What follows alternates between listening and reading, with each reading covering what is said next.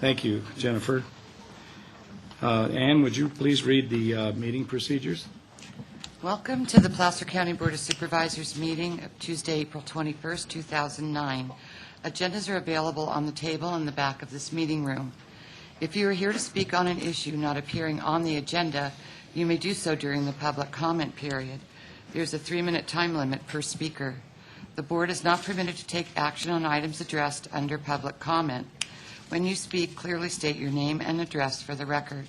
All items on the agenda will be open for the public to address before final action is taken. There is a 3-minute time limit per speaker, which will be monitored by a timer on the podium. If there is a person speaking on behalf of a group with no other testimony from another member of the group, please identify yourself as such, and your time may be extended at the pleasure of the board. Keep in mind that the chairman has the discretion of limiting the total discussion time on any item. If you are hearing impaired, we have listening devices available. It is requested that all pagers and cell phones be either turned off or put in the silent mode. Thank you for your participation and cooperation. Thank you, Ann. Now's the time for public comment, and this is the time that you can address the board on items not on the agenda, and the board is not permitted to take any action on the items addressed under public comments. But please limit your comments to 3 minutes. And may we have your name and address for the record, please? My name is Dan Warren. I live at 11490 Silverford Drive in Truckee, California. And thank you for allowing me to come and talk with you today. I'm talking to you because about a year ago I read some articles on how healthy raising your own chickens and having your own eggs in your yard can be. I looked through the Placer County ordinances on what animals I could and could not have. And the way I read it, and to me reading the ordinance can be at times like reading a tax code. You could have 3 different people read it and get 3 different interpretations of what's going on. So I ended up with 3 hens. They've been very good for me. I've been getting eggs from them. They take care of all my green waste from my kitchen, as well as my neighbors bring theirs over as well. And anyway, apparently somebody doesn't want me to have chickens in my yard, so they complained to the code enforcement people, and they came out and said, no, the way you interpreted it is different than the way we interpret it.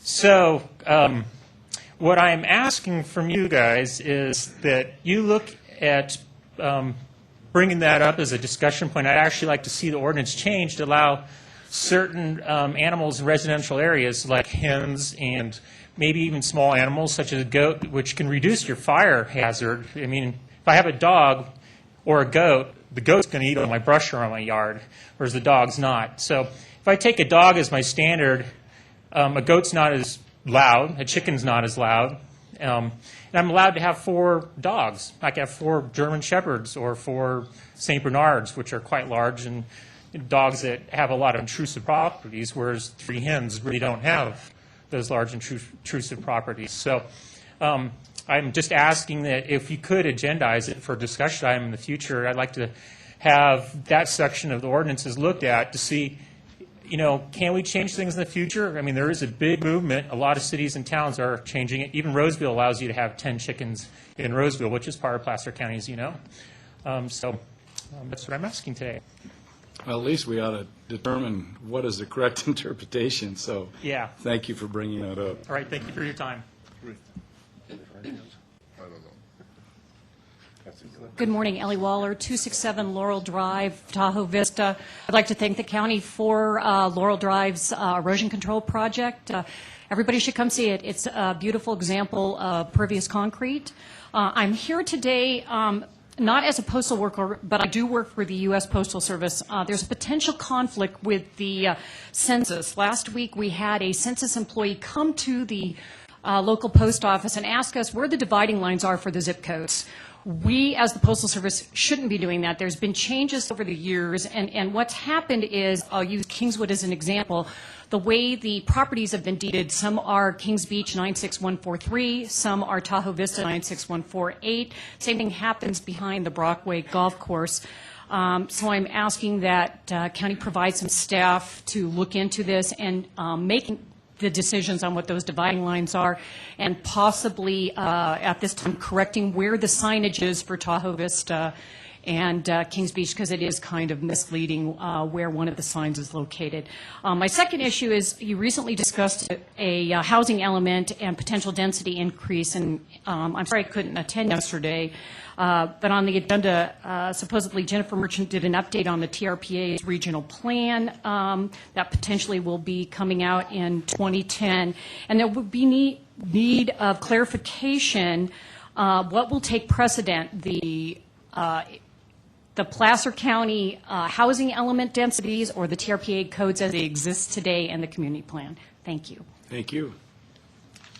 If I might, for the board's information, we are coordinating with the Census Office, and any inquiry should be directed to the Planning Department. They're kind of our lead agency for coordination. Steve Wellner or whoever else in the local office, and then they'll contact back through Auburn as necessary. Thank you for this opportunity. My name is Cheryl Zuccaro. I live at 7701 Emerald Bay Road. I'm a public safety dispatcher in Placer County for Tahoe. As per the matrix study recommendations, our department has made the decision to close Tahoe Dispatch. Currently, there are 6 dispatchers in Tahoe whose years of service range from 7 years to 18 years. Our lives are in Tahoe. Transferring to Auburn to staff a consolidated center is simply not feasible. There is another option in the matrix study which I pray you will reconsider, to staff Tahoe with solo dispatchers. When our fire departments go to CAL FIRE, we can staff Tahoe 24/7 with the 6 dispatchers we have and maintain a high level of service and permanently decrease the dispatch allocation by 6 positions, which saves money. Lake Tahoe is a resort community which experiences a huge influx of population, which poses unique problems. Visitors don't know our area. They often get lost. When they call 911 on their cell phones, they can't tell us their location. We know our area and use our personal knowledge to quickly determine the caller's location and transfer them to the correct jurisdiction if appropriate. We now receive wireless 911 calls from a vast area, which has significantly increased our call volume. This increased call volume was ignored by the matrix study. The matrix study concluded there was not enough workload in Tahoe for even one dispatcher. However, their model for determining workload was flawed. It was designed to study agencies with stable populations and consistent call volumes. Their model does not work for a resort community with a fluctuating population. Matrix somehow found the need for 0 dispatchers in Tahoe. Perhaps they should visit us in summer. Closing Tahoe Dispatch will not only impact the basin, it will adversely affect every district in Placer County, since it will adversely affect the dispatch center who serves them. Let's be clear, I am in no way denigrating my colleagues in Auburn. They're excellent dispatchers working under the duress of severe staffing shortages and excessive overtime. How long will it take to fill Auburn's vacancies, which will be exacerbated by the loss of 6 experienced Tahoe dispatchers? And what happens in the interim?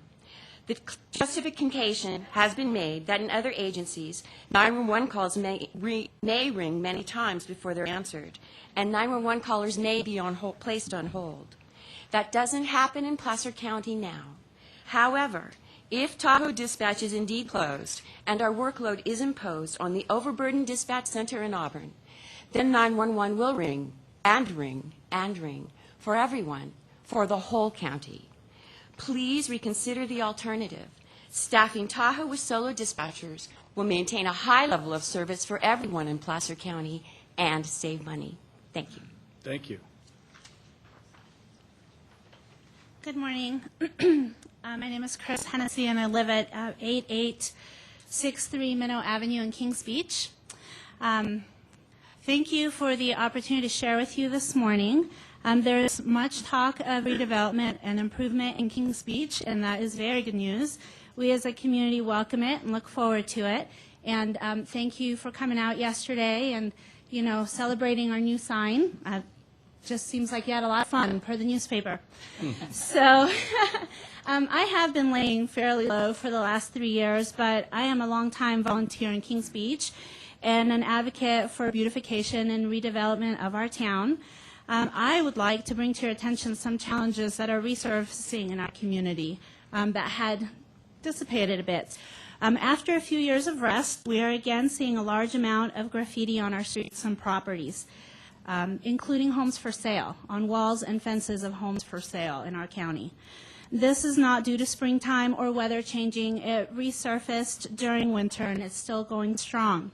We are also seeing what I like to call large trash dumping on our streets again. Per our own county staff last year, their process, if any, for addressing particularly the large trash is very slow and cumbersome. I have compiled a list which I'll leave with you of some of the hot spots and serious challenges, as well as some recommendations and ideas that I've come across in my 10 years of collaborating with county officials on these issues. I'm doing this in the hope that you'll have an opportunity to communicate with the local environmental health office and sheriff's department, and just to see if they have any assistance that they might need or a different way of doing work, just to revisit processes. Some of us paint over graffiti and clean up as we walk, but we need ordinances and enforcement of them for the beautification to be self-sustaining. As you will see from the said list, these challenges directly and naturally address issues that you are currently considering. First, the location of the county government center, as the areas listed are in the exact location being considered for this in Kings Beach and within its proximity.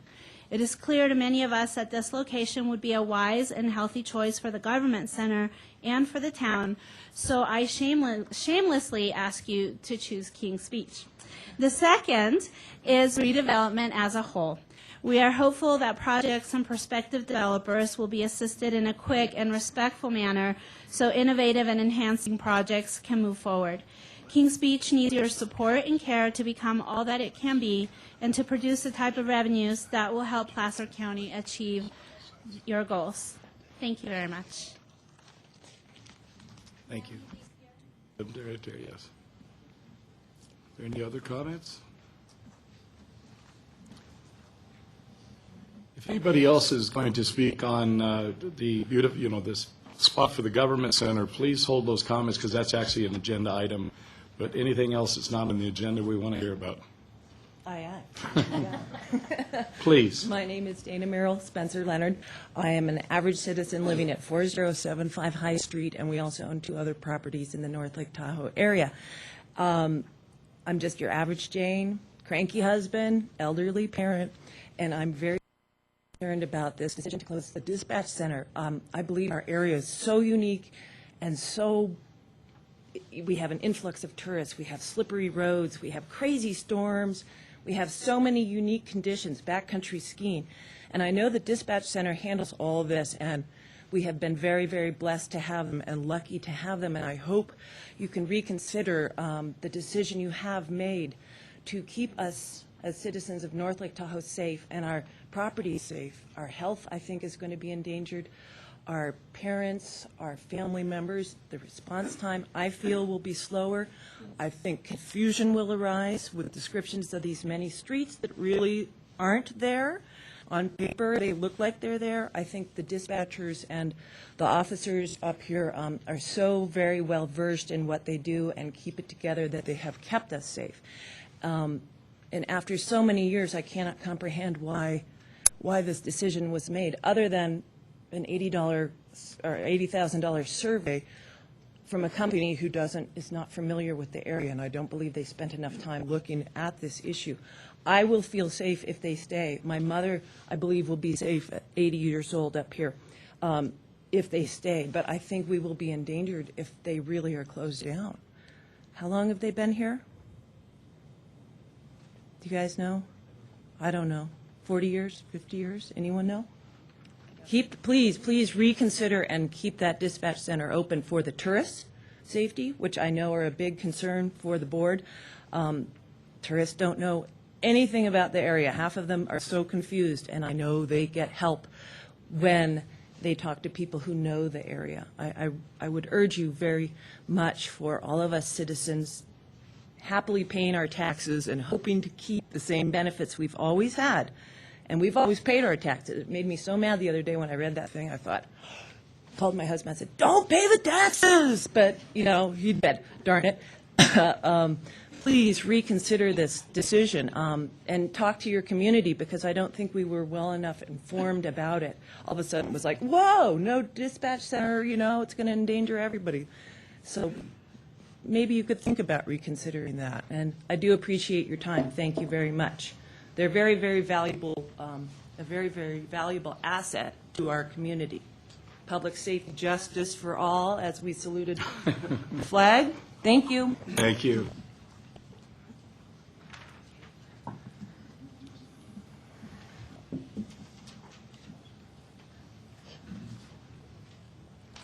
Good morning. My name is Nancy Doyle, and I live at 13376 Northwoods Boulevard in Truckee. I'm very concerned about the dispatch situation. I was told that it was because you wanted to save money, is why the decision was made. And I'm worried about if the dispatch center is in Auburn, and we have a problem up here, if they're sent to the wrong address, the first responders, or they're late getting there, arriving where they're supposed to be, there's a problem that they could be sued, and then you're really in trouble as far as financial goes. I have a vested interest in this because my husband, Bill Doyle, was a Placer County deputy sheriff, and he was shot 5 times while he was on duty. He, in the stress of the moment, he gave the wrong address as he was laying on the ground. He said he was in Commons Beach. And because of our brilliant dispatchers, they knew exactly where he was. They knew who he had been with 5 minutes before, and they were able to arrive there just within minutes, which saved his life. We didn't know if he was going to make it through all the surgeries, et cetera, but we know for a fact he wouldn't have made it if there hadn't been a rapid response.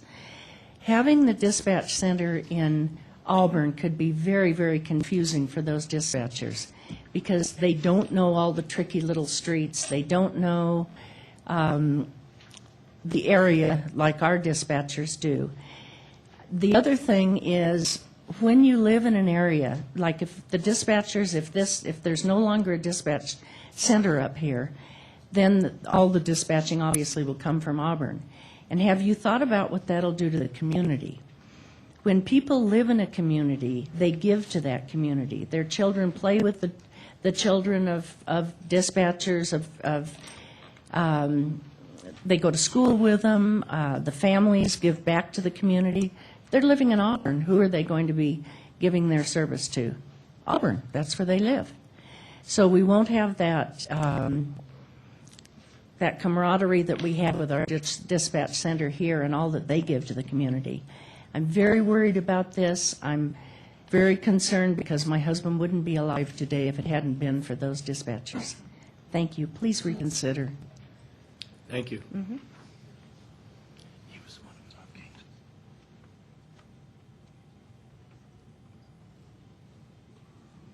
Good morning.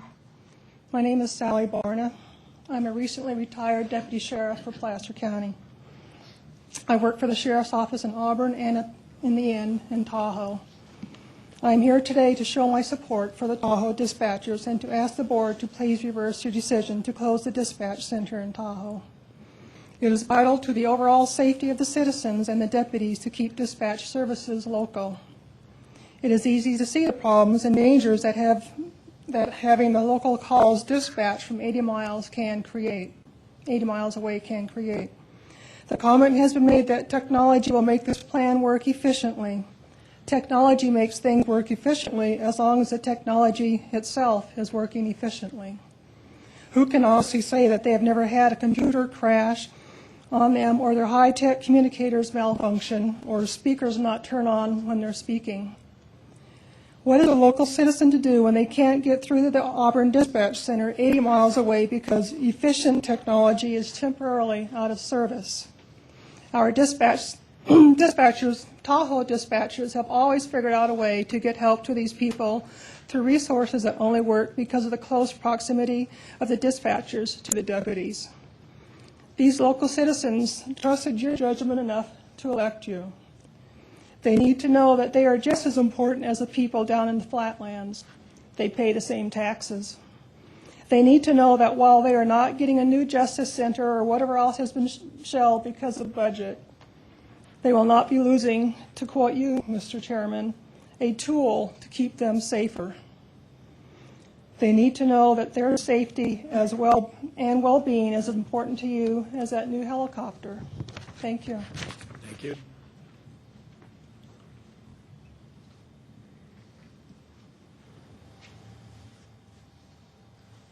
My name is Jim Zuccaro. I'm Cheryl Zuccaro's husband. I also live at 7701 Highway 89. That's in Meeks Bay, California. I also wish to speak or address you on that same issue of closing the dispatch center at Lake Tahoe.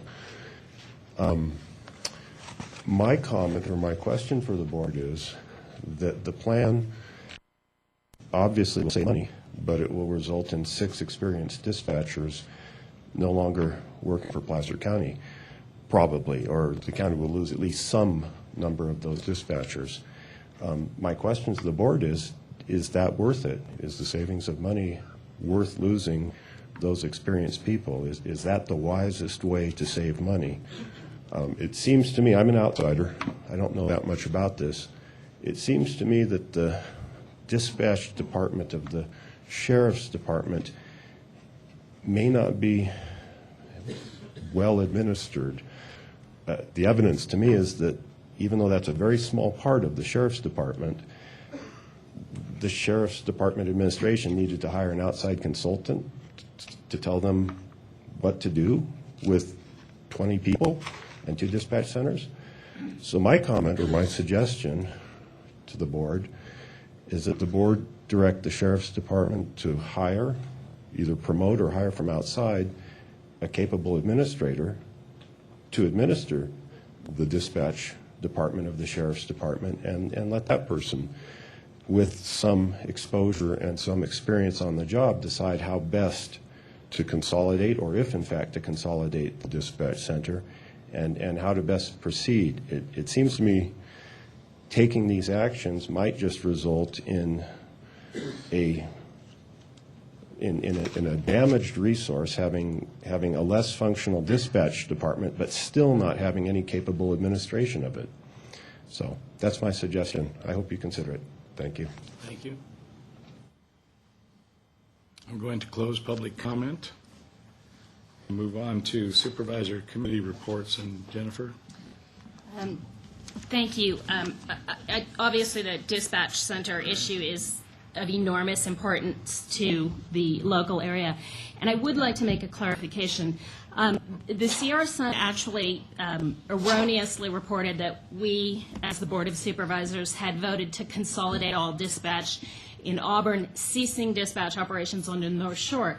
What we actually did on March 24th at our Board of Supervisors meeting was we accepted the dispatch study, which included, but was not limited to, the option of consolidating dispatch. As Cheryl pointed out, there was an additional option in there that was part of that study that we accepted, which would allow for dispatch to continue with 1 solo dispatcher per shift. So that option, from my perspective, and I'm guessing the rest of the board shares this, is still available to us.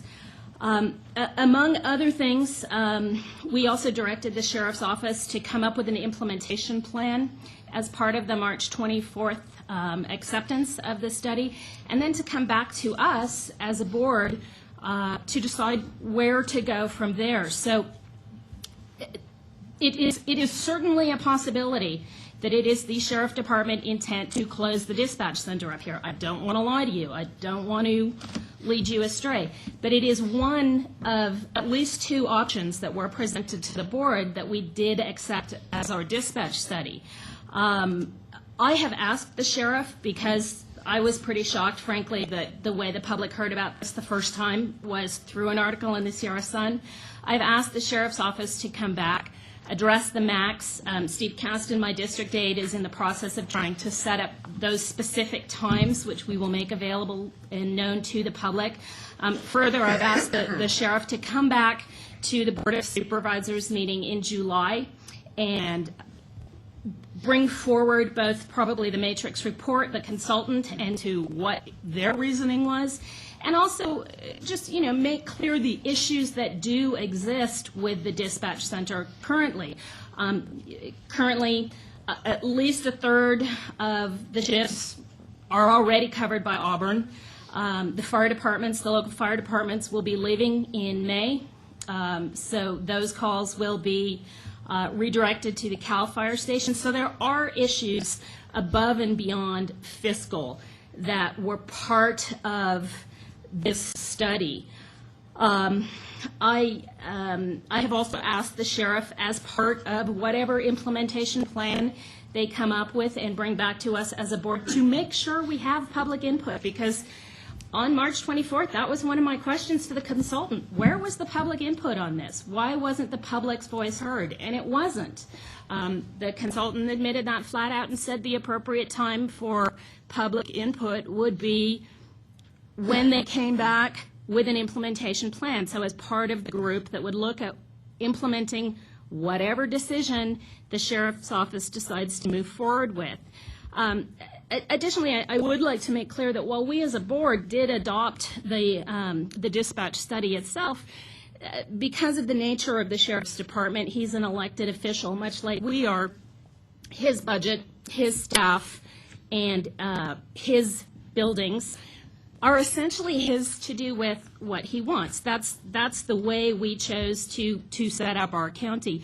We do have input on board level. I think the board heard your comments, heard the concerns both today and yesterday. I'm hoping to be able to talk with one member so as not to have any issues with the Brown Act. But I think your concerns are legitimate, and I think that there is a process that the public will be involved in, and that this is not a done deal, that we do have some options.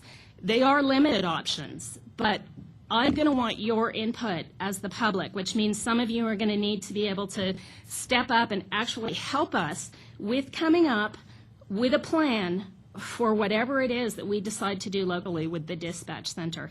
And I will be publishing an article, an op-ed in the Sierra Sun. I'm hoping it will be in there on Friday, but if not this week, it'll be in there next week.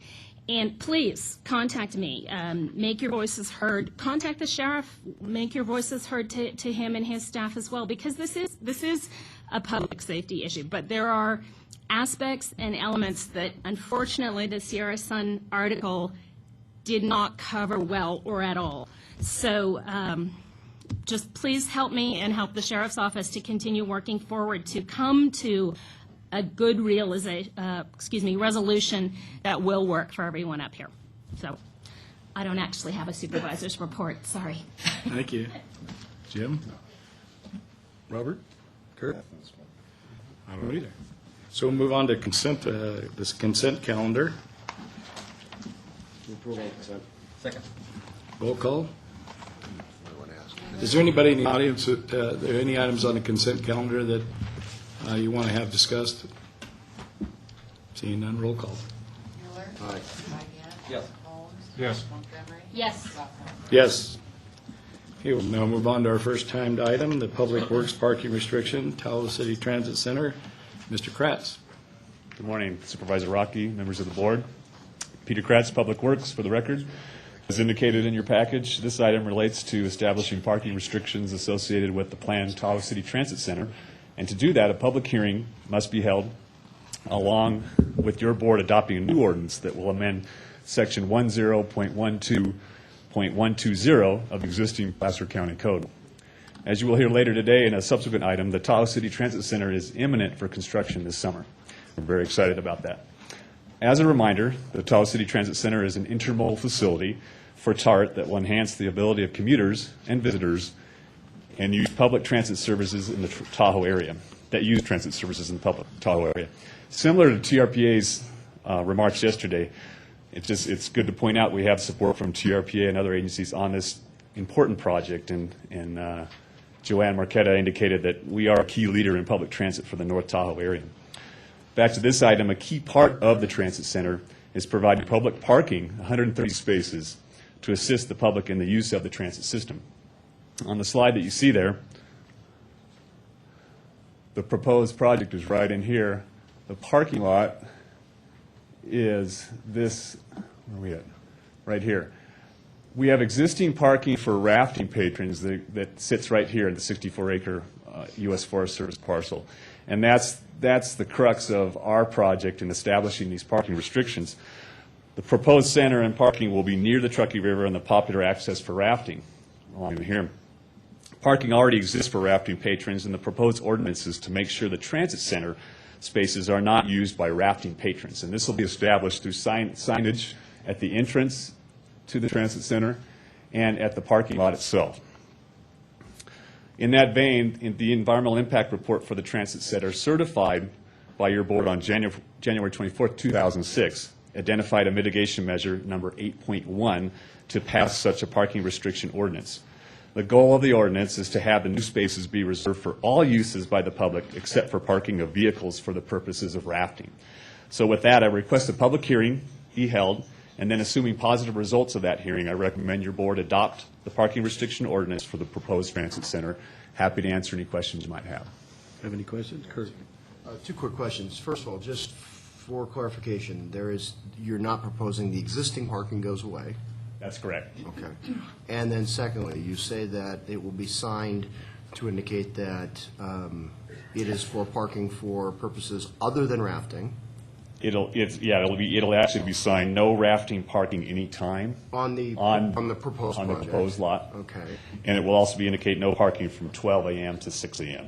for everybody. Okay. Year round. Right. I guess the giant question mark over my head is enforcement.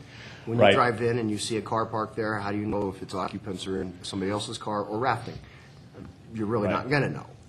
I think it's going to be a little bit of a new one for us in trying to track that the best we can. We know that the hot times of the year, July 4th, that's where we're going to see the hardest hits. We know that this parking lot gets overused during July 4th, and we see the Forest Service documents parking all over the place. So it'll be new for us in terms of tracking.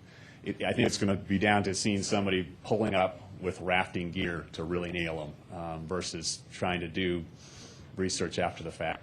But we'll have to feel this one out. We know, again, the hardest hit times will be during those summer periods. And if experience shows us that the proposed project's available parking is underutilized for its intended purpose, would we be considering at that point making it available for recreational parking for rafting? It would be something we'd need to go to the landowner, the Forest Service, to consider that. My feeling is on that no, that would be a kind of an arduous process to get the landowner to recognize opening it up. My sense is this 130-space parking lot is going to be used. It's not going to be limited to people just getting on the bus. People can go there to get on their bikes and get on the bike trail. They can park there, in my mind, and walk to Tahoe City. It's open really for all uses outside of rafting parking, the way I interpret what we're trying to do here today.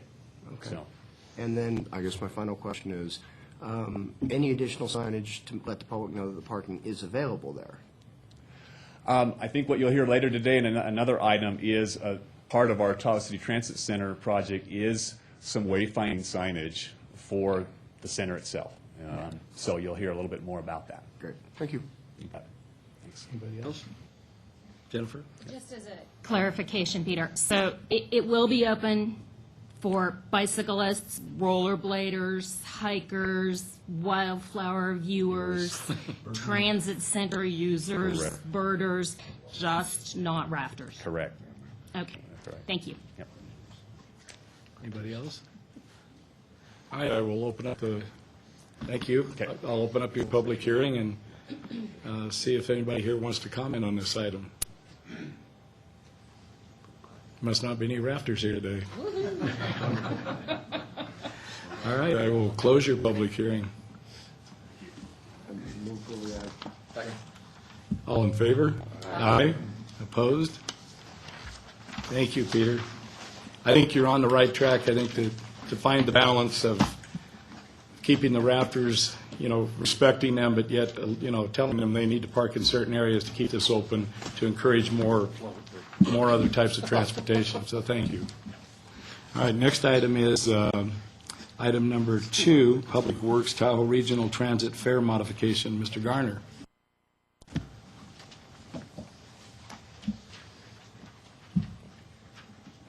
Morning. Will Garner, Placer County Public Works Department.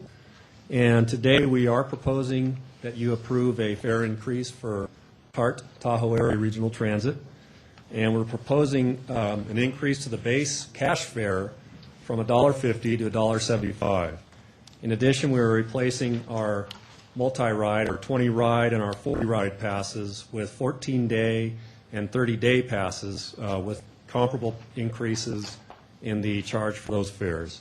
The fares for seniors and disabled are by law half of what the regular cash fare are. A notable change that I want to explain on this fare modification is how we're going to handle transfers, or how we propose to handle transfers under this. What we're proposing to do is replace transfers, eliminate the issuance of free transfers, and replace it with a 24-hour pass. And basically, what it results in is the same cost for somebody taking a round trip on, say, from home to work and back if they take a transfer. What it does is it greatly simplifies the transaction when the person is getting on the bus and paying their fare and receiving a transfer. That only will happen once now instead of in both directions. And one big issue for us is boarding time and just the complexity of all the things that the driver is doing while especially in the winter or even in the summer when we have big loads at the peak commute times, just handling that all at once. So the elimination of transfers and the replacement with a 24-hour day pass is a part of a new part, and it would be part of this fare structure change. The last fare increase was 5 years ago, 2004. The purpose of this increase is not only just to stay in line with inflation up from the last 5 years and probably a couple years into the future, but also to help us compensate for our loss in our subsidy revenue. TART and most transit services are heavily subsidized. About 80% of the cost of operating the service comes from various transit funds that we have access to. The biggest such source is local transportation fund, which comes back to each county and then is spread out to each city and the county, and that's all based on sales tax. And as everybody knows, sales tax is down. The LTF is, last we checked in about February or March, was down about 16% over the last year and a half. And in addition to that, the only state funding source we had for ongoing operations, called the State Transit Assistance, which comes from the gas tax, is cut in half this year and eliminated into the future. And that was about $150,000 a year for the TART operation. All in all, about 7.5% of our operating funds that we get from the various sources are down that much. So, you know, fare increases are typical. They should happen more often than 5 years, and we're back here doing that, asking for that today. We expect this increase conservatively to increase total fare revenue by about $53,000 in 09-10. And that includes a slight estimation of a slight drop in ridership because of the fare increase. The increase in fares requires a public hearing to adopt that, so I'll ask that you open a public hearing and hear from the public. Any board members have questions or comments before I open up the hearing? Could you tell me, what is LTF? Sorry, it's the Local Transportation Fund. Okay, thank you. Thank you for asking that. I thought the same thing. Okay, I'll open it up now, a public hearing, to hear from anybody. That please come forward and give us your name and your address for the record. I'm Carolyn Pretzer, Tahoe Vista resident. I got here on TART. That's where I get everywhere. I understand the need for fare increases. I want to start my quick comment with, your drivers are wonderful. The weather, the traffic, the people, they do a great job. The gentleman who brought me here was, I don't know why we're having this ride today. Thank you. But I strongly object, as a senior citizen, to the elimination of my per-ride pass. During the winter, a 30-day pass won't help me. When I need to go to a doctor and it's a snowy day, they cancel the appointment.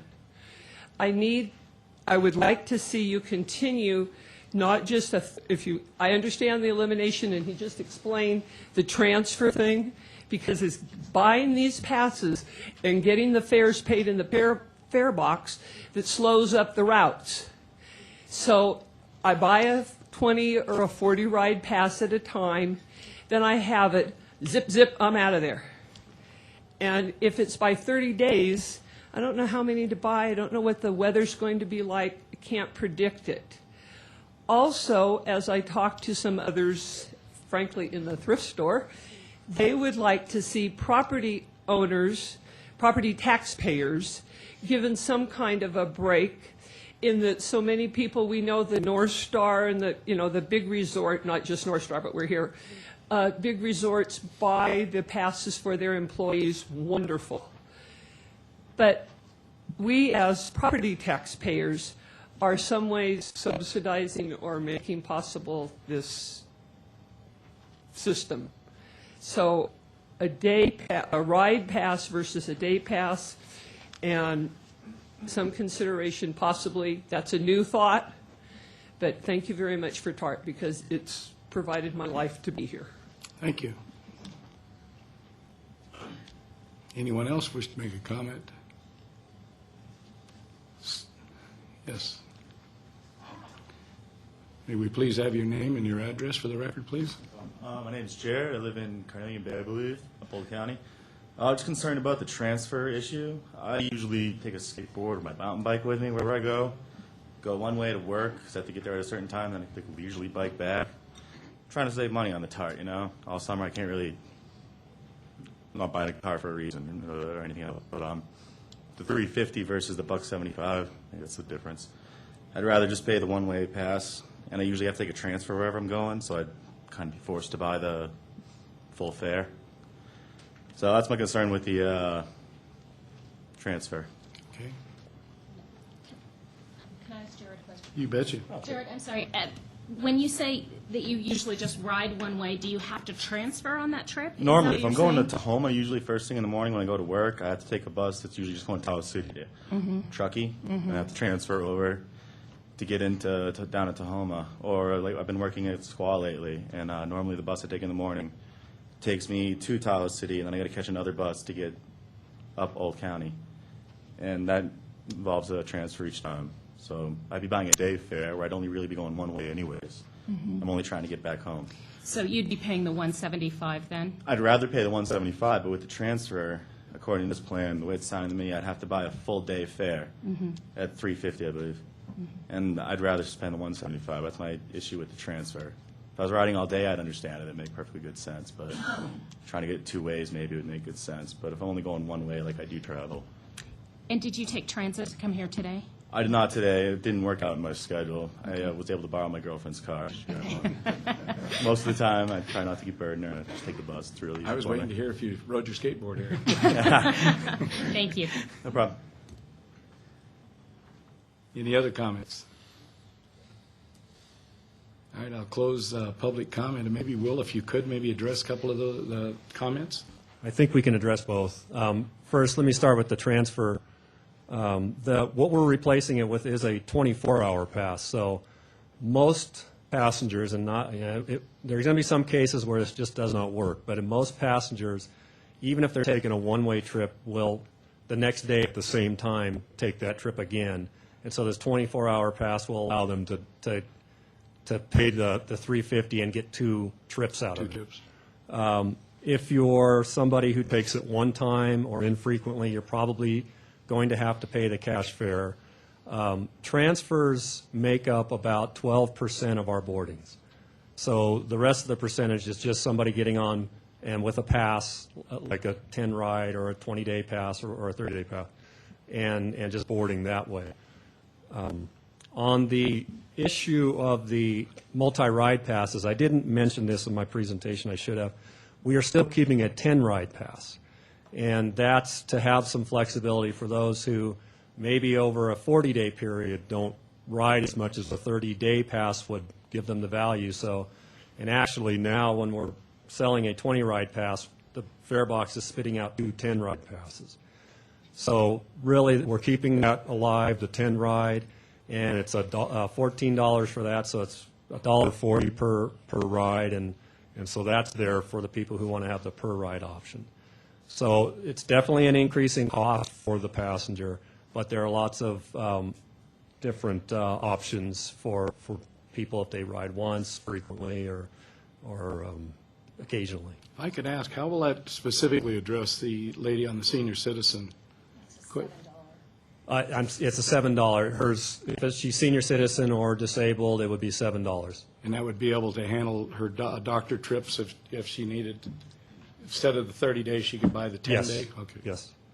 Or 2 10 days, or however many.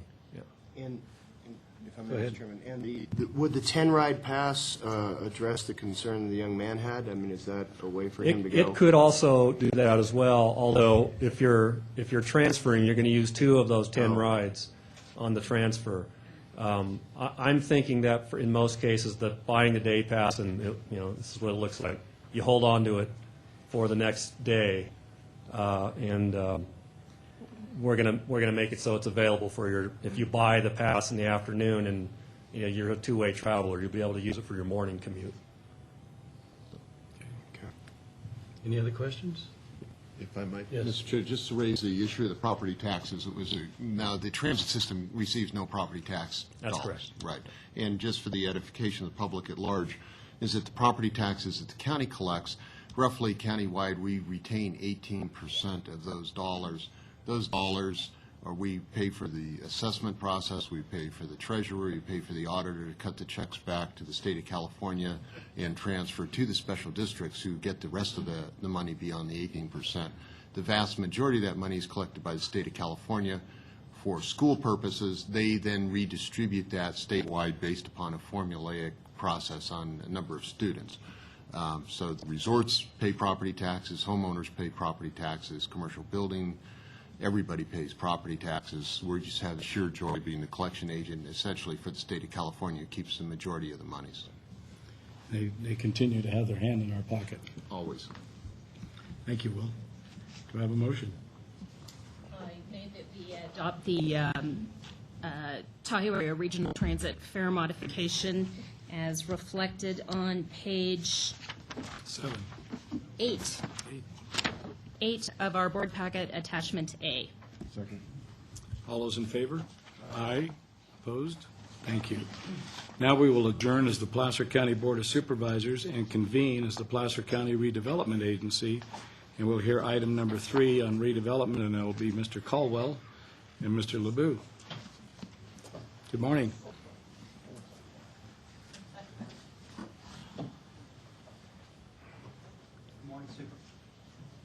Good morning, Supervisors.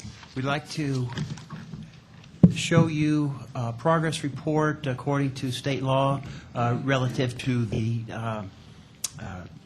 North Tahoe project area. We have to do a plan every 5 years. You adopted that plan about 3 years ago. According to state law, we have to give a public progress report, seek any feedback from your board and also the public, and then that you would accept the report at the end of the presentation. Today, we're not going to be asking for any dollars for any new projects or anything additional that you haven't seen before. Again, it's just a progress report. So with that, we'd like to go through this with you. As you saw yesterday, a major aspect of the redevelopment agency is to remove blight. We were in Kings Beach. You saw the Gateway Center, the several different buildings that had been purchased through your redevelopment agency. Dilapidated buildings had been removed, pollution rectified, pollution that was going into the lake. Currently, those properties are being cleared, and we'll be working with the community to come up with ideas of how to redevelop that property. I'd like to thank your board for coming up yesterday, especially Supervisor Wygant, who almost donated his thumb to the ribbon cutting process. And we he shed blood for us. We are going to practice that ribbon cutting in the future before we bring those big scissors up. Be careful with scissors. So we have the blight, and then the 3 major issues that the redevelopment agency goes after on your behalf are the infrastructure improvements where there's deficiencies or any place we could work with others to make improvements. We look to support the businesses wherever we can through a variety of sources, and then also to increase affordable housing supply. As you're aware, in North Tahoe, there's 3 non-contiguous areas. There's the Kings Beach, Tahoe Vista area, there's Tahoe City, and Tahoe City Gateway. As I mentioned before, we're about halfway through this most current implementation plan. The implementation plan you approved in 2004 outlined a series of actions that the board wished to undertake with your approval. So we're going to go through that today, perhaps. Greg, I'm not getting slides going. Thank you, Greg. Again, and also we're doing this report based on the state law. The budget. Redevelopment agencies, we said at the very beginning, we start first few years with a very small amount of money. And it's basically an investment firm. Your board allows us to make investment decisions, hopefully that are wise. It has a return on that investment, and it spurs private investment. Also allows us to reach a level where we're able to support the issuance of a bond. That has worked. We've been at this about 10 years now. We started off with less than $400,000, right around $400,000. This year, we're at $23 million being invested into these in this area, and most of that comes from a bond that we issued a couple years ago. We'll start with Tahoe City, the first project that the redevelopment agency assisted in, and I want to make this clear that we assisted right at the end when all the rest of the money and the many, many years of work by the county staff and the community of raising money, Public Works Department, beautification committees had raised a tremendous amount of money. Right at the end, the redevelopment agency had just been founded. We put in $700,000 to help with some of the amenities that otherwise there was not cash for. But again, you've seen already what that has done, those sidewalks to Tahoe City and Tahoe City economy. In the last few years, we've been working very closely with the Tahoe City PUD, who provides leadership on several local projects, as well as the Resort Association, who is a funding partner on several of these projects, to further increase the beautification of the environment there. Commons Beach, you recognize the tremendous gains that have been made there. We put in $250,000. Heritage Plaza, that was a couple years ago, $15,000. We work with the PUDs on the bike trail, the Resort Association, Tahoe Conservancy, over $300,000 there. We're currently working on a bid to build 2 Tahoe City gateway signs that were designed principally through input from the community. When we did studies initially with the business community about what their biggest issue was as far as maintaining a healthy, robust business environment, they said we need more parking, local parking, so that people could get out of their cars and come to their businesses. So one of the first things we did was build the Jack Pine public parking lot in Tahoe City. Tahoe City Transit Center, you just heard Peter discuss that. We're putting in a $500,000 contribution. Our contribution is really aimed towards the increased parking. And we will stand at this point ready to donate more to this project if, in fact, they need it to complete it. Tahoe Y, we listened very closely to the Tahoe City Downtown Association. It's a Main Street program that we've invested in. They want to focus their efforts on improving the Y, doing a beautification project there. We've put in a $200,000 contribution. We'll be working with the Resort Association and perhaps others. And yes, you could put your hat, you could show the hat. Main Street Tahoe. Main Street Tahoe hat right there. So again, very closely working with the community on that process. Your board funds, to a large part, the Tahoe City Downtown Association, Main Street. There are certain goals that this group has, as well as the one in Kings Beach we'll discuss: economic redevelopment, beautification, marketing. And we also funded a PBID study, Property-Based Improvement District. It's actually the second one we funded. The current economy is such that it may not be able to bring to fruition. However, we're going to continue to work with them because there are certain elements that the business community recognizes when the economy is right. They would be much benefited to have this kind of a business district in place. So let's turn to Kings Beach now. Kings Beach, Tahoe Vista, you saw the Swiss Mart site yesterday. It's been cleaned up. This was part of the process to clean that up. We are I believe, the biggest investor in the Kings Beach Commercial Core Improvement Project. Your redevelopment agency has been allocated by your board to put in $11 million. And the area that we are mostly focusing on at this point is the building of the parking lots that are required by the EIR in order to have the process go forward. We've already built the Minnow Avenue parking lot. You dedicated that last year. We've purchased the Rainbow property for a parking lot. We're working with Public Works, and they will be building that for us in the next year or so. You saw yesterday the Kings Beach Eastern Gateway. We've invested several $1 million in buying a series of dilapidated properties that we are going to turn into a mixed use, most likely commercial, some housing in there, maybe some parking. But we are going to heavily invest in working with the community to come up with ideas on the commercial side. What would be the best aspect? How should that gateway best look? We've already hired a design consultant to do some preliminary ideas for us that we can present to the community. Then we'll take that community feedback. Then as time goes on, we'll prepare a request for proposal and try to get developer to come in and build something that would, again, really develop a jewel as you enter into Kings Beach in California, Placer County. Some of the things we've done there, again, that's a Swiss Mart site, dilapidated service station. Purchased that, $520,000. It's been cleaned. We've been working on cleaning the property for about the last 3 years as far as the pollutants. We're just about getting that signed off. Hey, there's a monument. There's a sign that you dedicated yesterday.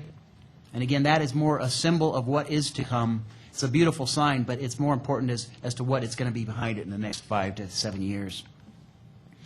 This was across the street. Again, that was a kind of an old abandoned dilapidated garage. Over to the right, which you don't see, was an abandoned dilapidated service station that was also putting pollutants headed towards the lake. We also cleaned that up.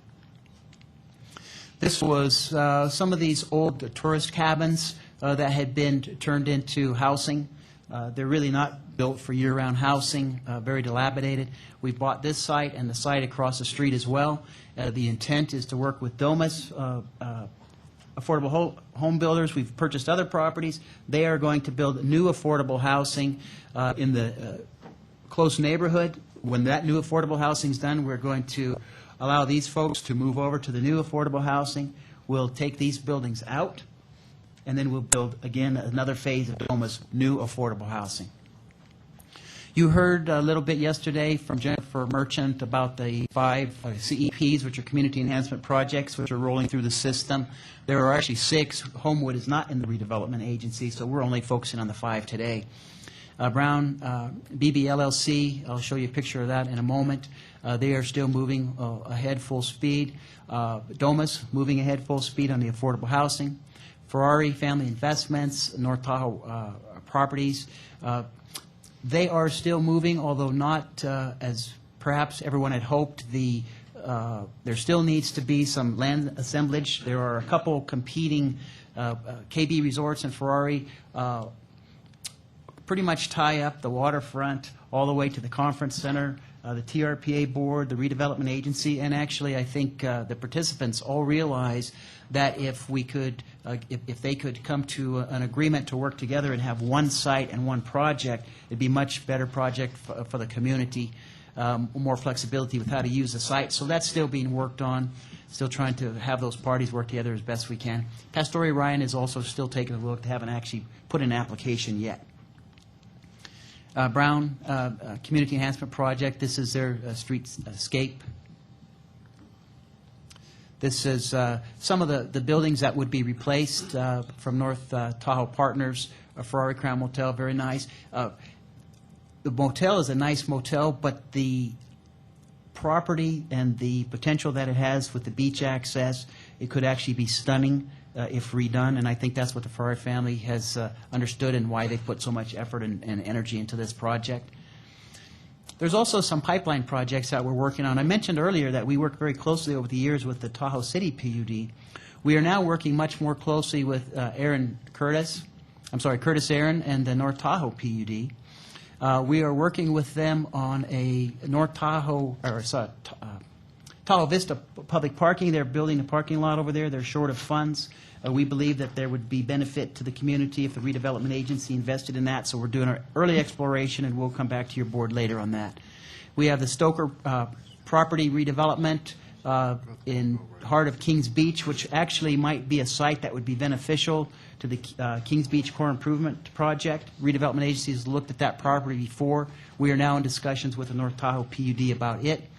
And then finally, you may remember that there was, a few years ago, there was a sewer spill in Kings Beach, where, based on, who knows why, back in the day, somebody put sewer line essentially right along the water, and somebody hit it. So the North Tahoe PUD is working very diligently to try to figure out how to get that sewer line out, move it. We're working with them. One of the things that they need is a site for a sewer lift station. And as I mentioned, the redevelopment agency has purchased several sites for parking lots and other commercial development that might be beneficial to them to use at least part of one of those sites to help them do their lift station. So again, we have, I would say, a new era of cooperation with Curtis Aaron and his board at the North Tahoe PUD. I mentioned the Business Association, Tahoe City Business Association, $65,000, put on a tremendous amount of community projects and are working very hard on the core improvement project and trying to make that happen. Final area, affordable housing. Domus, I mentioned to you, we have this developer in there. We've already purchased over $4 million worth of properties that they are planning to build new affordable housing, scattered site affordable housing, much more agreeable to the community. Last year, the redevelopment agency staff, working with Domus, achieved a $3.3 million grant from the state to help with that project, and we're also looking for other state and federal money to assist. And there's other sites that we've purchased along the way as well. Additionally, we still have ongoing discussions on a Tahoe Vista affordable housing site with the Moralatas family. We provide technical assistance where appropriate. We've rehabilitated 42 single-family homes. And again, we always love to use someone else's money. We recently received an $800,000 home grant for first-time home buyers and rehabilitation, which will be used partially in this community. With that, I'll put up this sign that one day just magically appeared from the North Tahoe Business Association, and we appreciate the support for them to put that sign up, and we appreciate the efforts that they're making. And particularly, we appreciate the support the board has given us. And so if you have any comments on how we should be doing our business differently, we would love to hear that, and we'd also love to hear what the community might have to say. Does the board have any questions? I do. Okay. Rich, thank you very much for the report and the sort of the history and the future prospects as well. I'd like to focus a little bit on Tahoe Vista, if I could. I understand that we do have a parking lot in the as a proposal as part of this. And I understand that you are also in continuing discussions with the Moralatas family on some affordable housing there. It's my understanding, and as the new kid here still on the board, I'm going to say that forever, it's my understanding that there was at least a project in the past that redevelopment was working on in Tahoe Vista. I think it was also affordable housing. Can you address that a little bit and explain to us what happened there and why it went away, or did it go away? I won't say that it went away. I'll say it has transformed. There was a project that the redevelopment agency worked with the Moralatas family, with WATT, which was the affordable housing group in this area, and had several public meetings, several public discussions, trying to bring forward an affordable housing project that the family and many members of the community supported. There was, however, in any affordable housing project, opposition, particularly from the neighbors. And so a group was formed to, in a sense, represent their interest as well. At some point, it became untenable for the developer. They weren't. I think at the time the project was too big. I advised the developer that project was too big. Why don't you put a project that is more fit more into the character of the community? The developer wanted to persist, and at some point, the amount of subsidy that they would need, as well as the some of the community elements that they were facing that were fighting them, they pulled out. In the meantime, Moralatas family made significant notes of what the community had said and has come back with another project that pretty well mirrors what the opponents of the project had said at the time. Well, if you just did this, this, and this, we wouldn't have a problem. We would support it. So what's coming forth, or what's being discussed, is a project that would be very similar to what the opposition to the original project said they would support. So I'm just kind of, quite frankly, curious to see how that really works, so that we are willing, as a redevelopment agency, to help support that. But again, time will tell whether a project does come forward, and if it comes forward in a manner that was very similar to what had been asked for, if the opposition goes away, or if the family and developer decide to move forward despite any potential opposition. Thank you, and I would, encourage the RDA to continue to work in the Tahoe Vista area. I know that there's a certain feeling of being the redheaded stepchild within the Tahoe Vista community, that, Tahoe City got this cool stuff and Kings Beach is getting this cool stuff. So I would encourage you to continue that focus on Tahoe Vista as well, and working with the community to bring forth some projects that are supported. Sounds like this one might be the one. Thank you. Jim? All right, I will open it up now to the public for any public comment.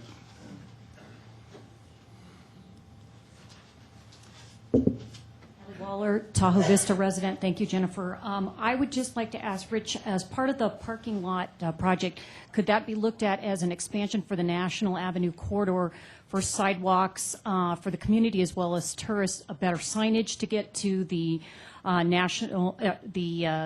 the North Tahoe Regional Park? There isn't great signage there, and if there was a sidewalk structure, I think it would make it a lot more accessible for people. Also, bus service could possibly then be increased to the park as part of that. And did the county recoup the $900,000 from the Affordable Housing Development Corporation that was the original developer for Cedar Grove, which is now Vista Village? A couple comments on that. First of all, on the sidewalk project and what it may or may not be as far as a parking lot, this would be a project that is being run through the North Tahoe PUD. So I would refer any questions you would have to Curtis Aaron, his board, on that. What we would be doing as we proceed forward in our preliminary discussions with him is we would be a funding partner to help him pay for the project that they are currently looking at. Why would the sidewalks be the PUD? Why wouldn't that be the redevelopment agency like a parking lot is? Well, we're not currently looking at any sidewalks at this point. We're not to that stage. I don't know if the PUD would be looking at sidewalks or not. The only thing that he was looking at when we discussed would be a parking lot. Okay. So you'd have to defer those questions to him. And as far as the funds that the redevelopment agency paid to AHDC as part of that, we recouped, I think, actually probably more in the long run than we had paid. Well, there was two things. First of all, we had developed an agreement where we were risk sharing. And the issue was that we could not find, after several years, developers that were willing to take the risk to develop in the TRPA environment. Number one, it's very difficult to develop in any kind of affordable housing in any environment because it's always near someone's neighborhood. So that's inherently difficult, but even more important is TRPA then puts a lot of restrictions and other regulations that have to be gone through. And since affordable housing by nature is a very low-margin business, we couldn't get anyone to come up. So we signed an agreement that we would risk share up to a certain amount. So the amount, whatever that amount was, I don't recall at this point, but again, when they pulled out, we did not recoup that part. However, after about a 2-year chasing of the, I shouldn't say that. After a 2-year discussions and negotiations and attorneys and potential mediators, we ended up with an agreement with AHDC that resulted in the county picking up a very nice piece of property in the North Auburn area and also some cash back. So I would say that we recouped probably more than we originally invested. Will you have a similar agreement? Excuse me. Direct your questions to me, and your time is up, so if you could just wrap it up, please. Okay. Will there be a similar agreement with the new developer of that? Thank you. You want to answer that? We're not to that stage at this point. Okay. Any other questions? Comments?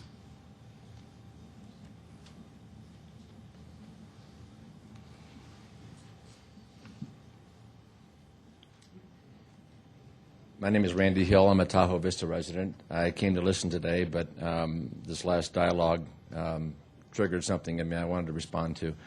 I was part of that original group who worked at length with the Morlato's family, as others here are, in trying to find a solution to the affordable housing project. We weren't successful. However, since that time, Alex and his family have come back with a plan, and several of us have met with him individually, and I can speak personally for the record that based on what Alex has said, I will fully support that project in Tahoe Vista. And I'm not just a resident, that's in my backyard. So I want to clear up some of those misconceptions about Tahoe Vista as well. So, thank you. Thank you.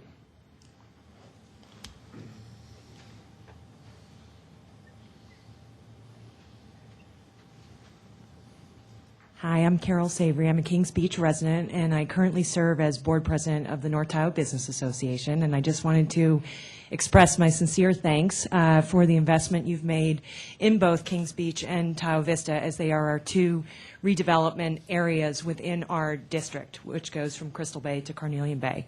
We greatly appreciate your past support and continued support, and thank you for yesterday's ribbon cutting of our gateway sign. That was, as Jennifer had said, Supervisor Montgomery, an iconic event for our community. We're really excited about it. Already people are taking photos at that sign, and Kings Beach is getting out there.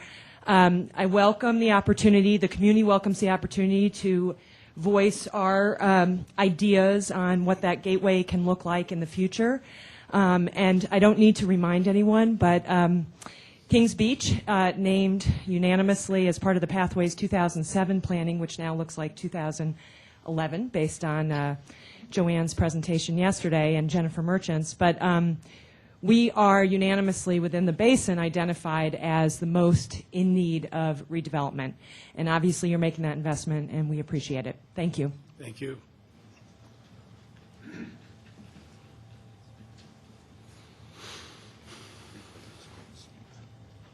Pastor Kings Beach. Special thanks to the redevelopment agency for all the hard work. I just wanted to reach out and make a couple recommendations. We all know that there's millions or billions of dollars coming into the state of California, and was wondering how much we could possibly leverage our redevelopment activities. I also want to call attention to the board and redevelopment on the new AB 811 that was passed last summer through the Assembly. Several communities are using it. The city of Berkeley used it. It's a bonding mechanism where you can actually create a sustainability district. So conceivably, you could create a sustainability district for the North Shore. These are retrofits of homes or new homes. It's a bonding mechanism. You would issue municipal bonds. The city of Berkeley raised about $1.8 million in 9 minutes. City of Palm Desert raised $27 million. And there's now a discussion going on with regards to a statewide kind of AB 811 between Southern and Northern California. And then also you could tie this into the county's climate action plan to meet AB 32. Some of the federal stimulus money that's out there that everyone knows about, there's $127 million in community block grants, $324 million in California's affordable housing, $400 million for competitive grants for energy efficiency, and another $15 million available for high-speed internet, all stuff that we could use in our community. So I thought, great opportunity for the redevelopment agency and county staff and the Board of Supervisors to work together for affordable housing and mixed-use projects. You guys own the parking lots. You could develop the airspace over the parking lots. Opportunity to create some green-collar jobs through Sierra College. And I noticed in your list you've got SEC restoration, water quality, erosion control projects, and retrofitting existing green buildings. Opportunity to create some new jobs here in our community and leverage all this money. I know a lot of it needs to be shovel ready, and some of it is still in the works. So those are my recommendations. Thanks. Thank you. Any other comments? All right, I'll close the public hearing. Bring it back to the board.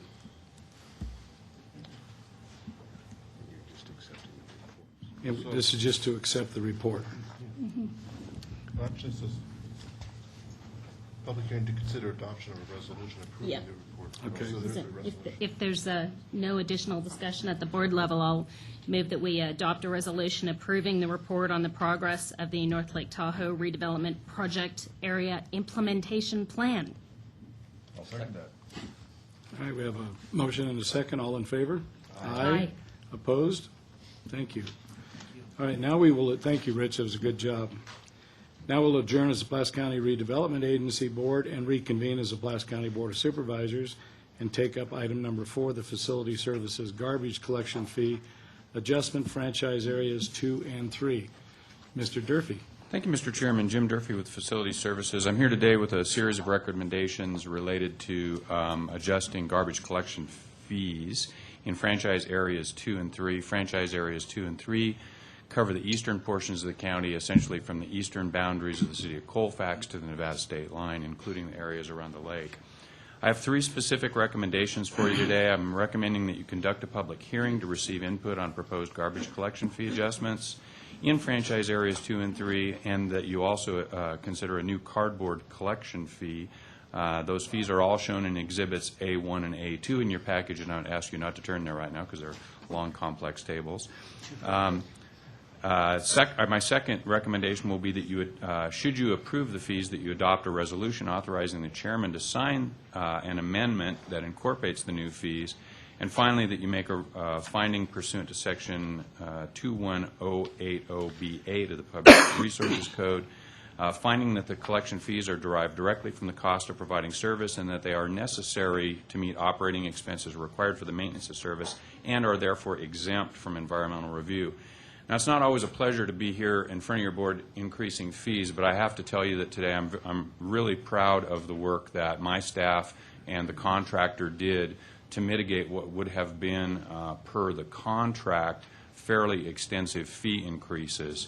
And just by way of a little bit of background, the cost of living adjustment section of this contract for operations, the adjustment date was last August, and if you'll all remember, diesel fuel last August was running about $5 a gallon.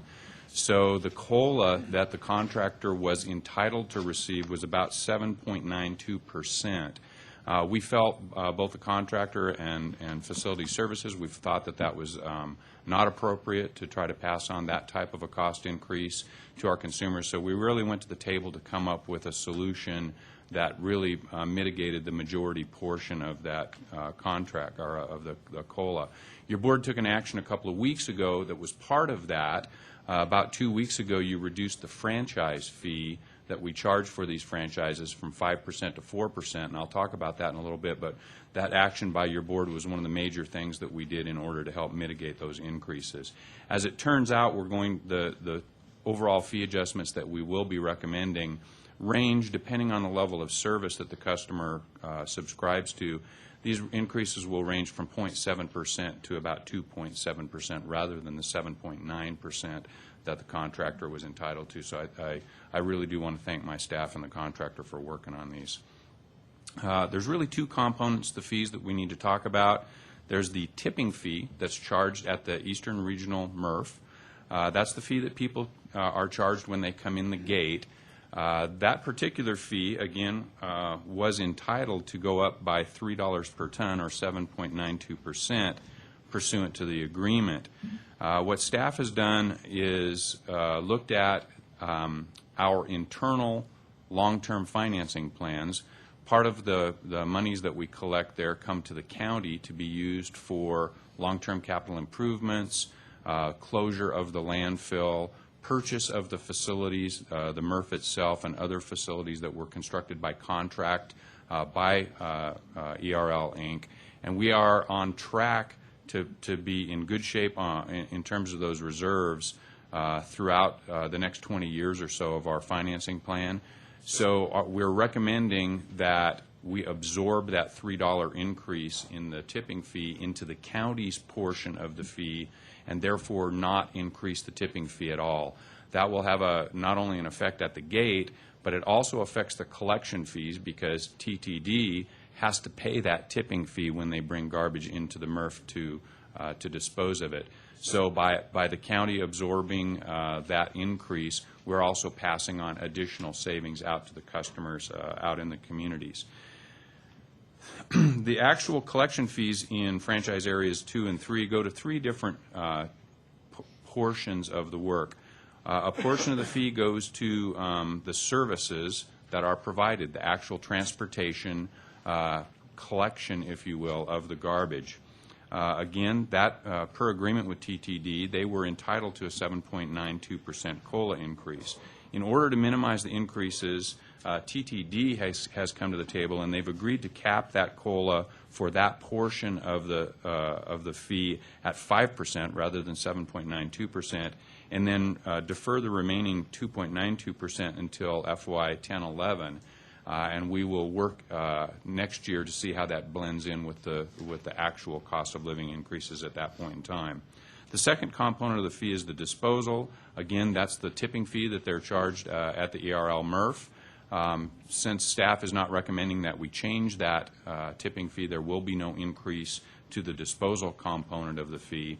And then finally, the franchise fee, which I already talked about. Your board a couple of weeks ago adopted a reduction in that franchise fee.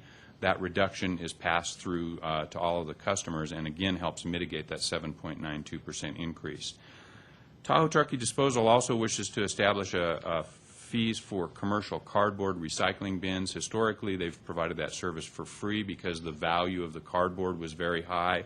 Over the last year or so, the recycling markets have been very poor. All of our contractors, both on the east and west side, are dealing with reduced revenues because of that. And staff does recommend that we institute a fee for the collection of that cardboard since it's no longer viable to do it for no charge.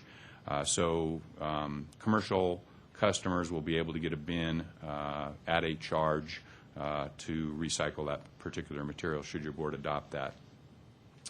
The proposed fees, again, are shown in Exhibits A1, A2, and A3. There's extensive tables. There's literally hundreds of different services.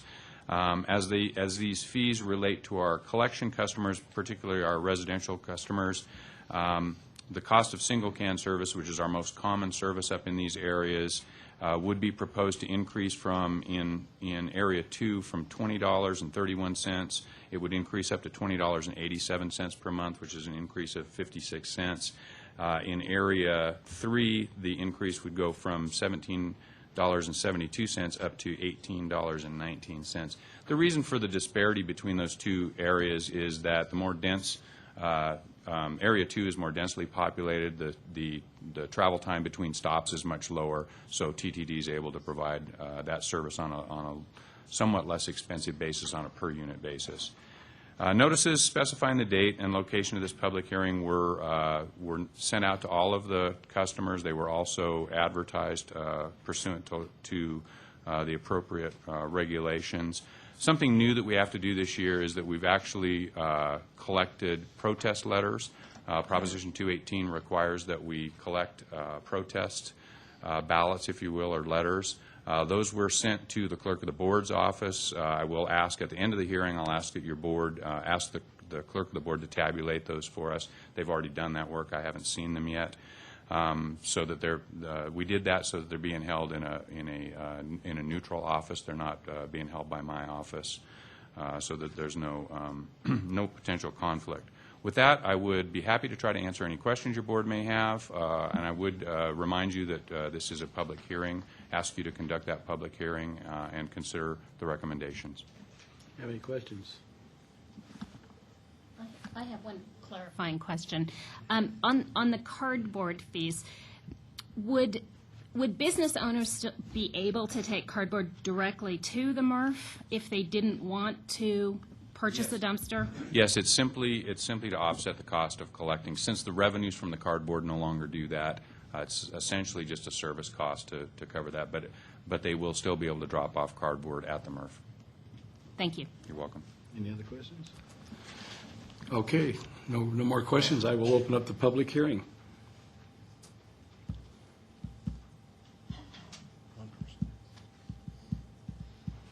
May we please have your name and your address for the record? My name is Joanna Walters. I live and work in Truckee, and I also work all around the North Shore. My business is actually helping other businesses recycle and reduce their trash costs. Yesterday, I submitted a letter. I brought some extra copies here about some of the issues I found with the proposed fees for cardboard. You could give those to the clerk, please.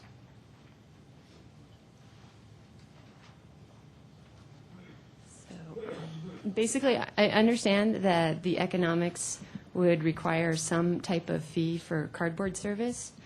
My issue is that with the implementation, there's still some things that aren't clear. One is, how would shared dumpsters be charged? There's many, many dumpsters around town this is just for the cardboard ones that are shared by multiple businesses. For example, in Tahoe City, Tahoe Dave's, Wolfdale's, and a couple of the other smaller businesses in the bike shop all share 2 different cardboard dumpsters, but each one doesn't use it equally, obviously, because of the type of businesses, and there's no stipulation about how those costs would be shared among multiple customers. The other thing is that for people that already have these dumpsters, there's not very many other options for them, and with the rates proposed, it would really be very punitive increase in their charges. I gave some examples in the letter, but especially on Donner Summit, it could be as high as a 77% rate increase starting July 1, or the lowest for the customers that I work with would be a 40% increase from their current costs. And these are people that are using the cardboard dumpsters now, trying to divert the recyclables from their waste stream and basically, do the right thing. And now if they continue to do that, it's going to be pretty punitive. If they don't, then they'll have to get trash service, which should be even more expensive. Some businesses don't have other options. For example, shared dumpsters, there's not room for each client to get their own dumpster. And the last point is that the availability of cardboard service has not been as it's shown on the rate sheet. For example, in Donner Summit area, there is not the option to get 2-time-a-week service for cardboard pickup right now. And one of the clients I have up there, they do have a couple of dumpsters, but because of the way the service goes, they're required to put all the cardboard in blue bags prior to putting it in that dumpster, because it's picked up on the same day as their trash with the same truck. So,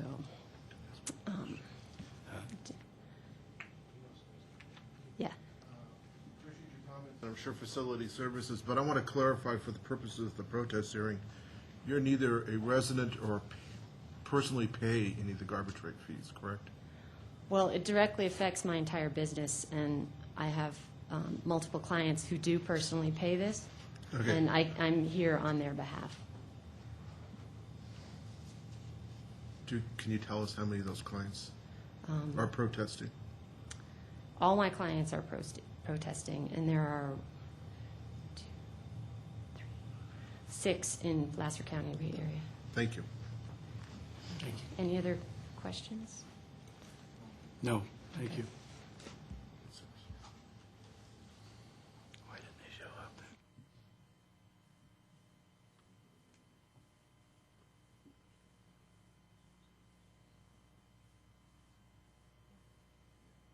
Good morning. My name's John Heitch. I live at 330 Kimberly Drive, Tahoe City. I have Tahoe Tree Company, and they took I just got back into town, the cardboard dumpster's gone. And we're willing to pay a little more for cardboard. I don't know what the rates are, but if it's less than the trash pickup, I just unloaded 24,000 seedlings yesterday, all in cardboard. Could almost fill a corner of this room. So I would like to have a cardboard dumpster, and if it's less than the regular dumpster fee, I'm all for it. Thank you.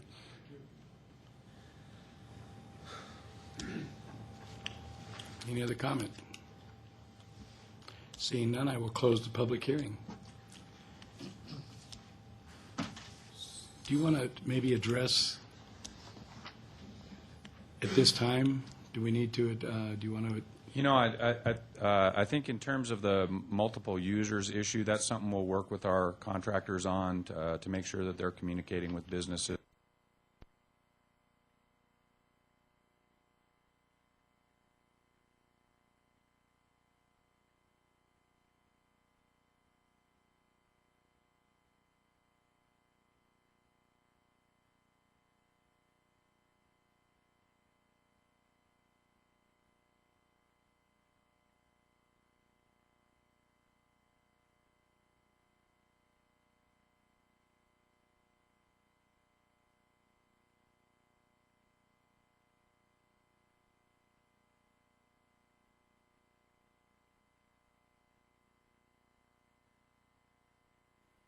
And 3 is 34 protests. And that includes presumably the representation by the speaker, although I'm not sure she has a basis for making those protests. But nevertheless, assuming that those are legally valid protests, that falls well below the 491 margin that is required, so the board can proceed to adopt the resolution.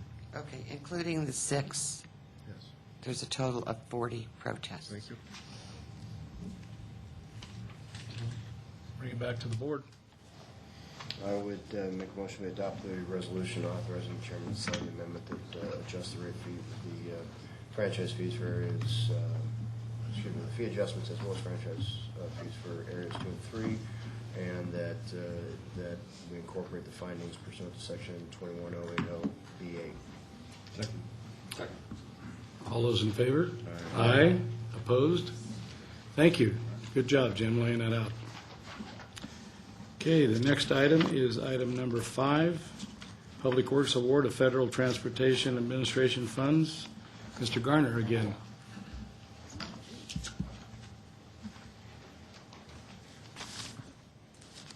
Hello, thank you, Will Garner, Public Works.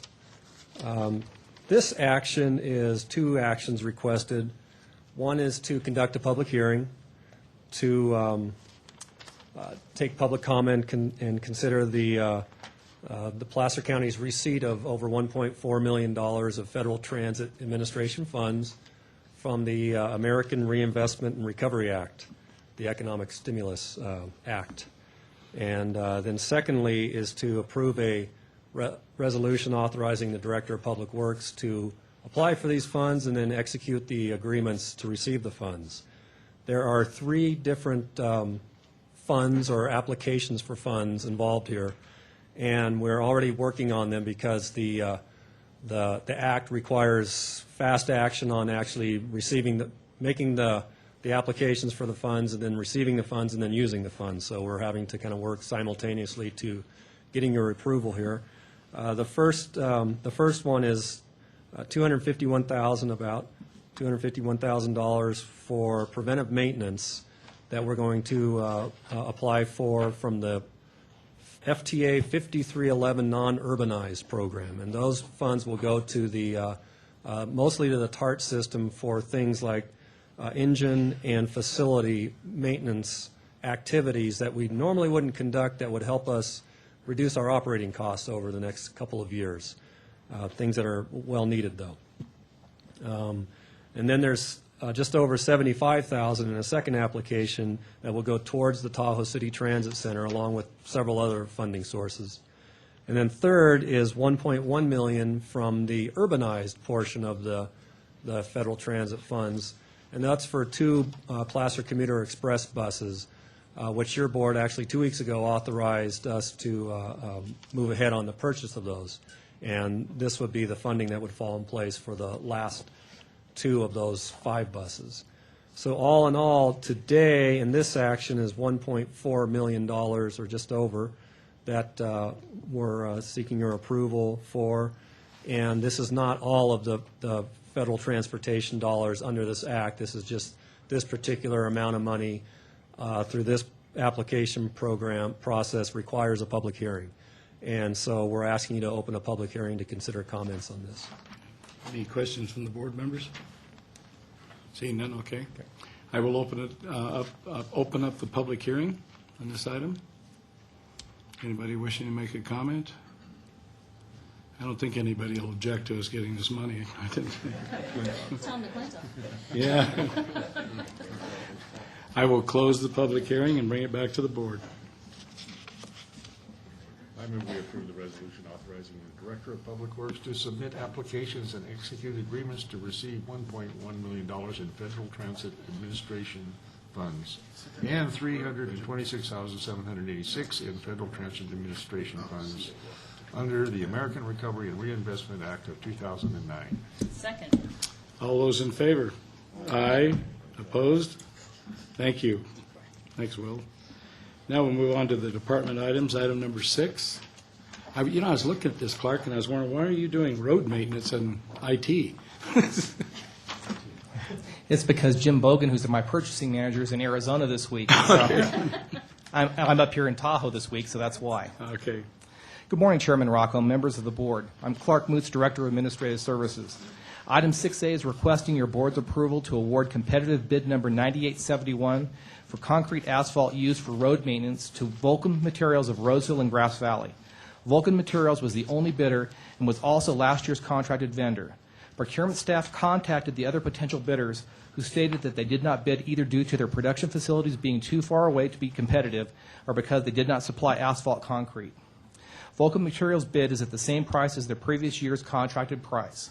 According to the bid, prices will be adjusted in July and October to reflect changes in raw material costs of asphalt cement only. Staff recommends your board's approval to award bid number 9871 to Vulcan Materials in the not-to-exceed amount of $680,000. Kevin Tabor of Public Works and I are both available for any questions you may have. Is there any questions? Anybody in the audience want to make comment? Seeing none? Bring it back to the board. All those in favor? Aye. Opposed? Thank you. Thank you. Good job. Now you can go back to Squaw Valley. Item number 7. Jennifer, good morning. Jennifer Merchant with the County Executive Office here in Tahoe. I have 2 projects for your consideration today recommended to you by the North Lake Tahoe Resort Association Board of Directors. The first funding request is for $197,000 and change in Tahoe Transient Occupancy Tax Infrastructure Funds to be allocated for interpretive displays at the UC Davis Historic Fish Hatchery. The former hatchery, initially used in the 1920s, is located at the corner of Highway 28 and Lake Forest Road, just east of Tahoe City. It's an interesting-looking building that I'm sure most of you have noticed as you pass by. On the right-hand side, it's got a green, interestingly shaped roof. UC Davis recently completed a $4 million restoration project at the hatchery site, which transferred the facility use to a modern field station and research center that is related to its Tahoe Environmental Research Center located in Incline Village. The interpretive display component of the project will capitalize off of its location adjacent to heavily used multi-purpose trails and provide an informational component for visitors and residents to learn about the facility's historic use as well as its current uses. The total project cost of the interpretive component is $342,570 with the balance of the funds provided by UC Davis. I would like to recognize Jeff Schlato, UC Davis Tahoe Environmental Research Center Director, as well as Heather Segali, who is the UC Davis Education Outreach Center Coordinator. And they're here in support of the project and could answer any questions should you have any. The second project we have before you today is a wayfinding signage component of Placer County's Tahoe City Transit Center. Peter Kratz referred to that earlier in his discussion today. The Transit Center, as you know, is located on the Forest Service's 64-acre property in Tahoe City. The $68,000 recommended allocation for the Resort Association will fund a demonstration signage project that is an outcome of an earlier project that your board had funded, and that was a wayfinding signage manual to illustrate common signage designs as well as process for processing wayfinding signage. The project before you today includes signage that will identify the location of the transit center and also provides on-site directional signage for pedestrians, cyclists, and motorists that highlight location of the transit center parking other parking like raft parking, recreation, and other nearby services.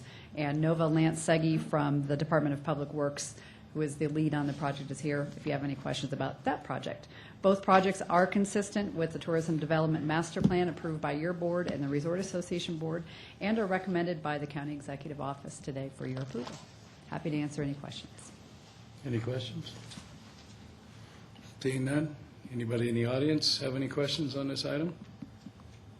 I'll bring it back to the board. Move for approval. All those in favor?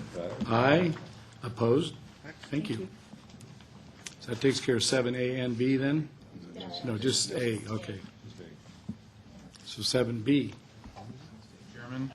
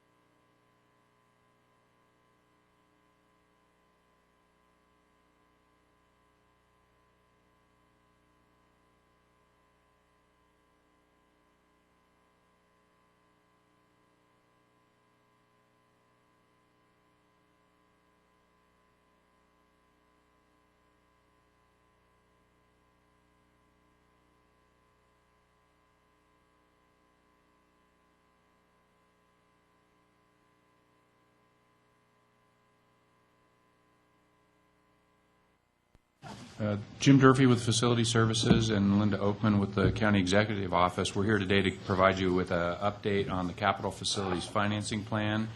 Some of you have probably not seen this plan before formally. It's been, I believe, 2 years since we updated it.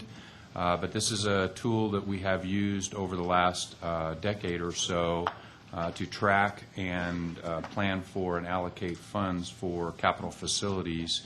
We're going to do a couple of things today. I'm going to give you just a little bit of background and discussion of projects that are on the capital facilities plan, and then Linda's going to walk you through the actual numbers and the changes that have come about as a result of planning and programming for finances over the next few years. The capital facilities financing plan provides a framework, of course, for the delivery of capital facility projects that are required over the next decade. This really goes back to the early 90s. I remember interesting hearings with Mr. Euler and Mr. Wygant and others on the board back in the early 90s when we were developing a capital facilities master plan, which also led to our capital facilities fee program, and ultimately has led to the development and construction of a number of new facilities. So it's been overall a very successful program. We started we adopted that plan in 1996. It really broke the county up into 3 regional service areas, and we developed plans for how we would program and how we would provide facilities over a 20-year period into those areas. As a result of those plans, the first major office that the county constructed in about 30 years was the Lariato Finance Building. That construction of that facility was $14.6 million. It was completed about 10 years ago.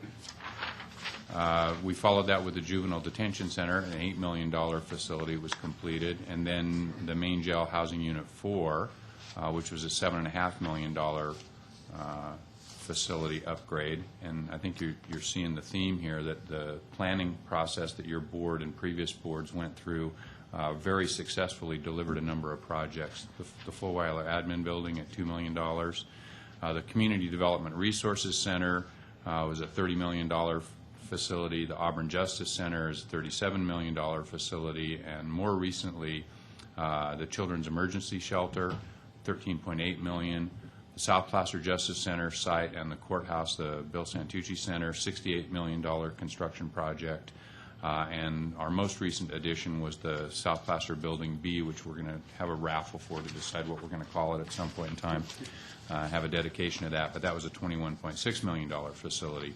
So you can see that the planning process has worked quite well, and what we're doing now is simply updating that so that it moves it out a little bit into the future and it takes advantage of current modeling for our finances. The capital facilities financing plan is broken up into tiers. We have Tier 1 projects, which are the projects that are most near term, and those Tier 1 projects are the ones listed on the screen now. We have the Public Works relocation to Cabin Creek. That's scheduled to be completed in the next couple of months, and we should be on track to get moved up there. Colfax Library expansion and remodeling. Recently, your board authorized us to go out to bid for that project. Be a $1.8 million project, be completed over the next year. The Rockland Library, we are in design for a project in cooperation with the City of Rockland to move into a new facility down there. The West Placer Animal Shelter is in a preliminary design stage right now. That'll be the first of 2 animal shelter projects that'll be done. The first one in West Placer, and then ultimately a new shelter in Auburn as well. The Auburn shelter is not a Tier 1 project. And then the kind of the granddaddy of them all, this will be the largest capital project that the county's ever undertaken. Pushes $100 million for a new corrections facility in South Placer. We are in the design-build RFP process for that right now. We'll be finalizing that process over the upcoming weeks and actually moving into award of a contract for the design-build team and starting design on that. So we are well underway on that particular project as well. Tier 2 projects are projects that are out a little bit further into the future. I should add that on the Tier 1 projects, the monies for the Tier 1 projects are programmed in. There are funds available in reserves to do those projects. Your board is asked to appropriate those into the budget as we need them to spend them. So we don't pre-appropriate, but the funding is provided as we need it. Tier 2 projects, these are projects that are out there a little bit further. These projects are not fully programmed into the funding yet, and we're going to be talking about that a little bit more. But you can see that the projects that we have out there is the Burton Creek Justice Center, is essentially building a brand new Justice Center on the Burton Creek site to replace an aged facility. The Auburn Animal Shelter, Forest Hill Library, that's a program number for a 3,000 square foot library on a site to be determined. We have not selected a site or have a specific project there, but we've got the funding programmed for that. That particular library is one of the higher priority facilities on the library master plan, so we have been working incrementally through the library's master plan as well. Tahoe General Government Facility, we have $6.5 million programmed for that. That'll be the topic of a discussion a little further in your, I believe it's the next item actually on your board's agenda, to get direction to come back to finalize that process. And then we have improvements to buildings 113 through 115 at the Placer County Government Center, formerly known as the DeWitt Center, for $1.3 million. Those are all the upcoming Tier 2 projects. Then Tier 3 looks out much further into the future. We've identified a number of projects for Tier 3 to include warehouse and archives. One of the problems that we have within our facilities now is that we utilized a lot of the old DeWitt buildings for warehouse and archives. Those buildings have really reached the end of their functional lifespans. That's polite. You think? Actually, it's one of the highlights of my career is over the next year we're going to demolish about a third of DeWitt. So having worked on those buildings for the last 24 years, that does come with a certain amount of pleasure. Those buildings ought to qualify for a bailout or something. Yes, we're going to be recommending that we bail out of some of those buildings. We do have a programmed renovation of the Auburn Jail out about 8 years from now, 9 years from now, and then ultimately we need to construct a clinic laboratory facility for Health and Human Services. Tier 4 are projects that are just out there a lot further. We do at this point in time program $1 million annually for miscellaneous projects. These are smaller scale improvement projects that come along. Typically those are remodel type projects on a very small scale. Tier 5 is really getting out to the end of our planning horizon, but these are on here to highlight the ongoing need for replacement and or expansion of facilities within our planning horizon. And you'll see that these are all programmed to be occupied out there at least 12 or 14 years from now. But it does put into perspective for your board the scope of the facilities needs that still do exist. So the support that you've provided over the years has succeeded in really a very ambitious construction program. We're really proud of the facilities we've been able to construct through this planning process, and we wanted to provide your update today and make sure that we are working forward. At this point, I will talk about this just a little bit, and then I'm going to turn over to Linda. One of the things to remember is that funding these capital construction projects is very dynamic. Costs can change rapidly, upwards, downwards. There's a lot of different cost escalators that we deal with as we adjust the long-term plan, and Linda will go into those in detail. But we have, in particular, I think right now, the finance market conditions, labor costs, material costs, all fluctuate. So we watch those trends pretty carefully. We make adjustments to our projected costs. At the same time, the financial folks are looking at the revenue side of things and looking how we can meld our needs, our costs, and the revenues as they come in, our resources together. The plan itself, Linda, do you want to take this over at this point? I think I walked over one of Linda's slides there, but you get me on a roll. I'm Linda Oakman with the County Executive Office. Jim, I was prepared to go over the slide that Jim just went over, but that's okay. Save my breath. I did want to mention that the facilities plan was constructed using input from the county finance committee. That consists of the treasurer tax collector, auditor controller, CEO's office, facilities, and county council. So that the plan has been reviewed by those folks and was constructed using that input. So today we're asking your board to affirm the recommendations for the capital facilities project as presented in this plan.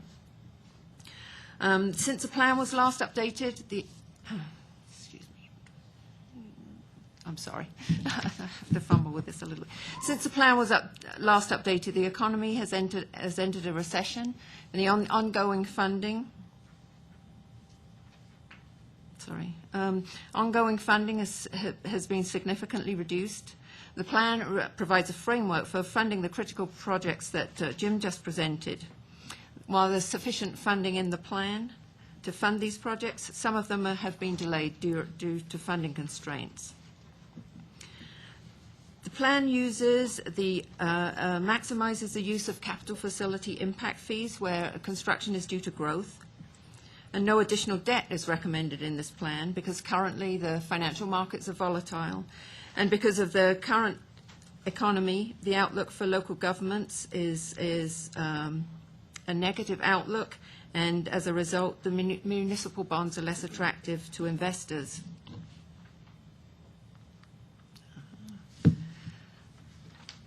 In this plan, the general fund reserves for fixed assets will decrease. Due to the economic circumstances, no additional to general fund reserves are envisioned, and the general fund contribution has been reduced by $60 million since the previous plan. At the end of the term, the general fund reserves for capital assets will be reduced by $14 million.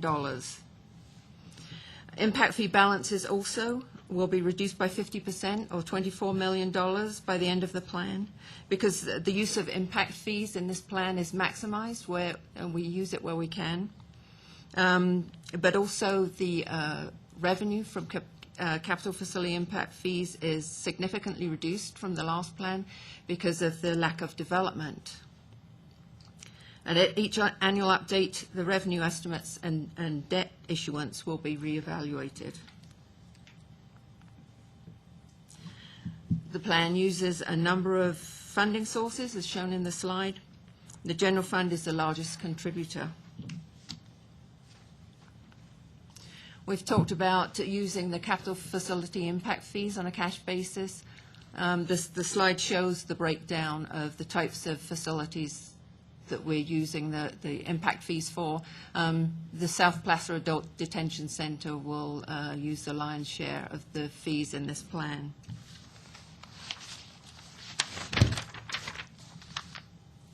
So the action requested today is that you affirm the recommendations for the projects in this plan. And if you have any questions, I'll be happy to answer them. Robert? I'm assuming that the current tiers as projected with the attachment one, I guess, do in fact consider the current budget circumstance, that so things have slipped and that's as per the tiers as they're described with the dates. Yes, that is the case. Thanks. And if I might add in, the tiers have slipped as well as, I think Linda went over it, the contributions from the general fund are down markedly. The projected contribution from impact fees are based upon declining levels of growth, at least for the next 2 years, and then the levels of growth are assumed to go back up, showing from impact fees. One thing that I know most of your board is aware of, but I think it's helpful for the audience to understand is that could you go back to the slide? It shows the percentages of contributions from. Yes. Yes, you see the general fund contributes to this plan about 51%, and impact fees are 27%. The city and other fees, that's, for example, the animal shelters that we're talking about are anticipated to be, at least in a overall context, a joint powers authority, so you see the cities contributing to the cost of those.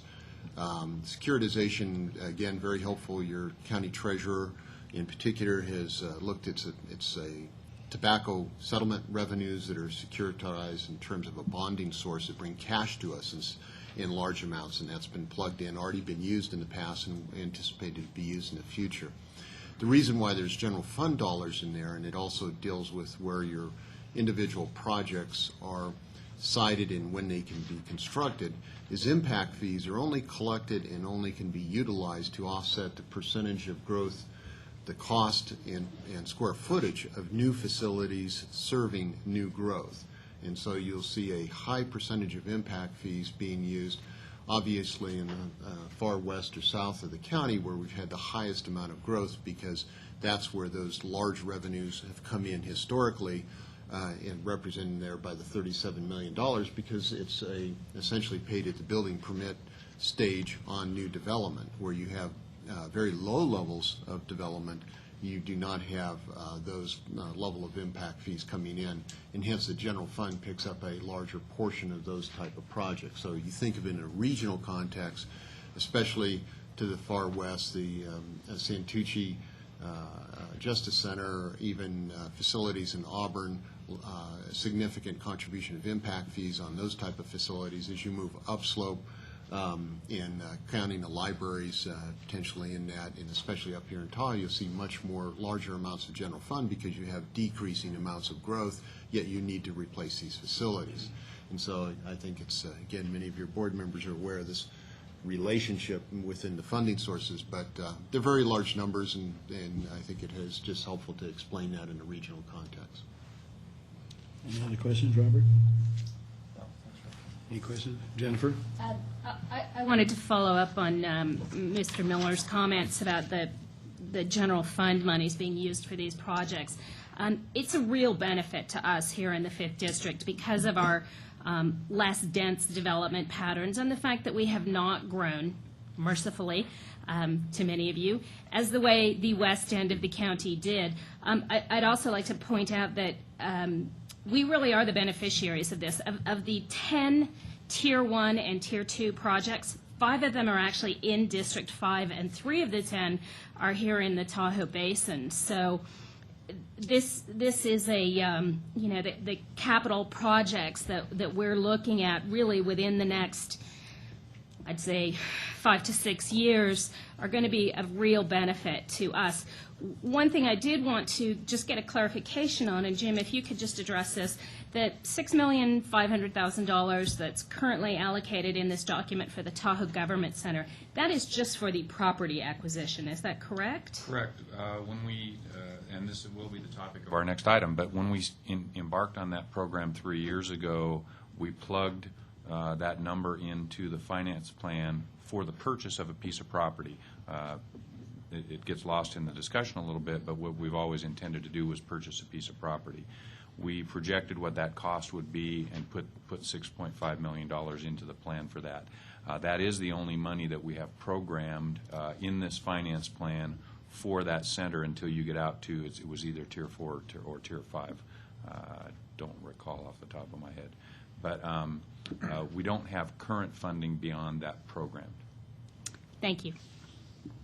Any other questions? Is this I'll open this up to the public. Anybody want to make a comment on this item? Seeing none, I'll bring it back. Do we have an action on this? Yes, we do. Just one question, Mr. Okay. Real quick, on the South Placer adult detention facility.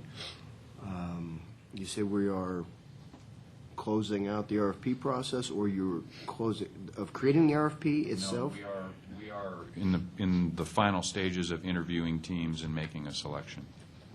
Returning back to your board. Okay, because we already have a construction manager for that project, right? Vanner is Yes. the construction manager for that Yes. project. And any indication at this point, I'm guessing the $98 million was kind of engineer's estimate, probably at a time when world market price for steel and concrete was a little bit higher than it is right now. Any indication based on these interviews that we might be looking at something a little less based on world market No, price? and we're all waiting to open those envelopes. Okay. That's the last thing. That's the last thing we get to do Right. In the process. You know, I think we will see prices that are very indicative of the current market. Okay. That's all I had. Thank you. You're looking for direction, I guess just verbal comments from the board, correct? Well, I'll kick that off, I guess. First of all, I'd like to thank staff for the incredible progress that we've made over the last 15-ish years, I guess, with new facilities, many of which were desperately needed. I guess if there's any good news in here with the decrease in the collection of the facilities fee because of slowdown in growth, that also diminishes the need to put pressure on building some of these new facilities, although it's not much relief because most of the need has been in existence for a huge amount of time. And if you look at the tiers and 5, one of the pet peeves I have that sort of grates at me is that every day I think of the money that's lost at the county because the administrative center where the board works is about 15-minute drive from the corporate headquarters, if you will, out at DeWitt, and staff going back and forth and or board members doing the same is going to continue at least for the foreseeable future. And there are just a myriad of other examples like that, which is why over the years we've used things like the general fund and the tobacco securitization, which we could have used for any other needs. But we invested those in our facilities because the need is so pressing. So I guess in terms of the priorities and the sequence, it's acceptable to me. I don't see any glaring changes that should be made, other than I guess my pitch and hope is that as the future emerges, we like with tobacco securitization, look for other and innovative ways to try to deliver some of these facilities more quickly because the need is just so glaring. This is an action item, so do we need to vote on this, or what do you, just? We're just asking you to affirm the recommendation for the capital facility construction projects. I don't know that necessarily needs a vote. Yeah, I'd take a motion. I would move that we affirm the recommendations on the capital facilities financing plan. All those in favor? Aye. Opposed? Thank you. Now we'll do number 8.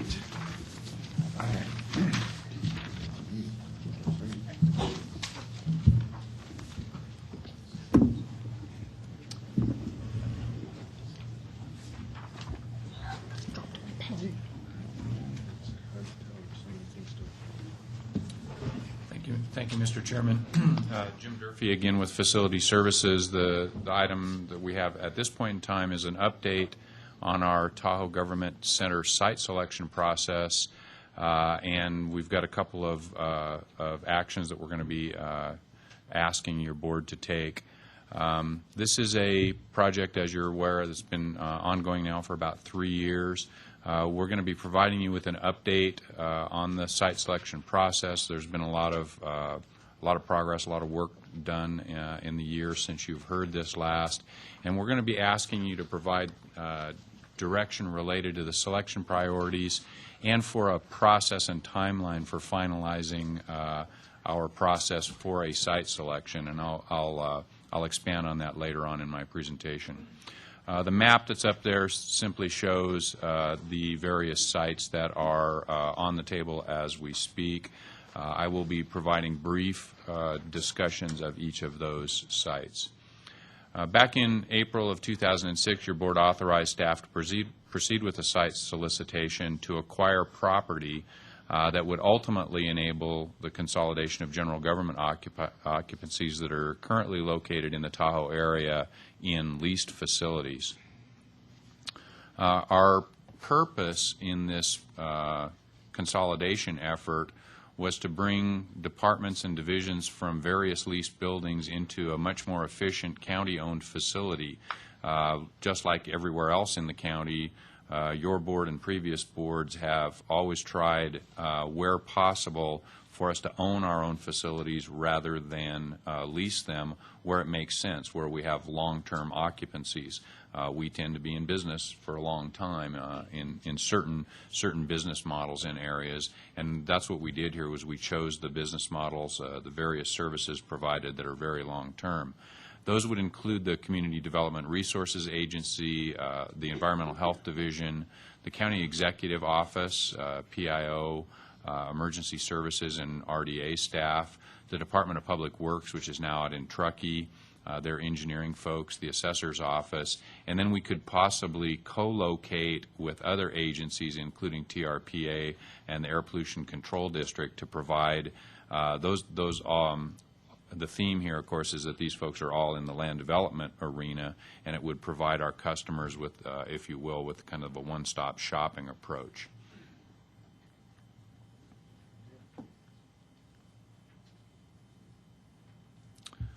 One of the things that we looked at in our initial site solicitation was the various attributes that the county was interested in, and we included this as we sent out the solicitation to property owners. It had to be in Placer County. It had to be proximate to either Highway 28, 89, 267, or be somewhere in Martis Valley. The size was a minimum of 2.2 acres, and that was simply a programmed size that would allow us to construct a 24,000 square foot building with surface parking.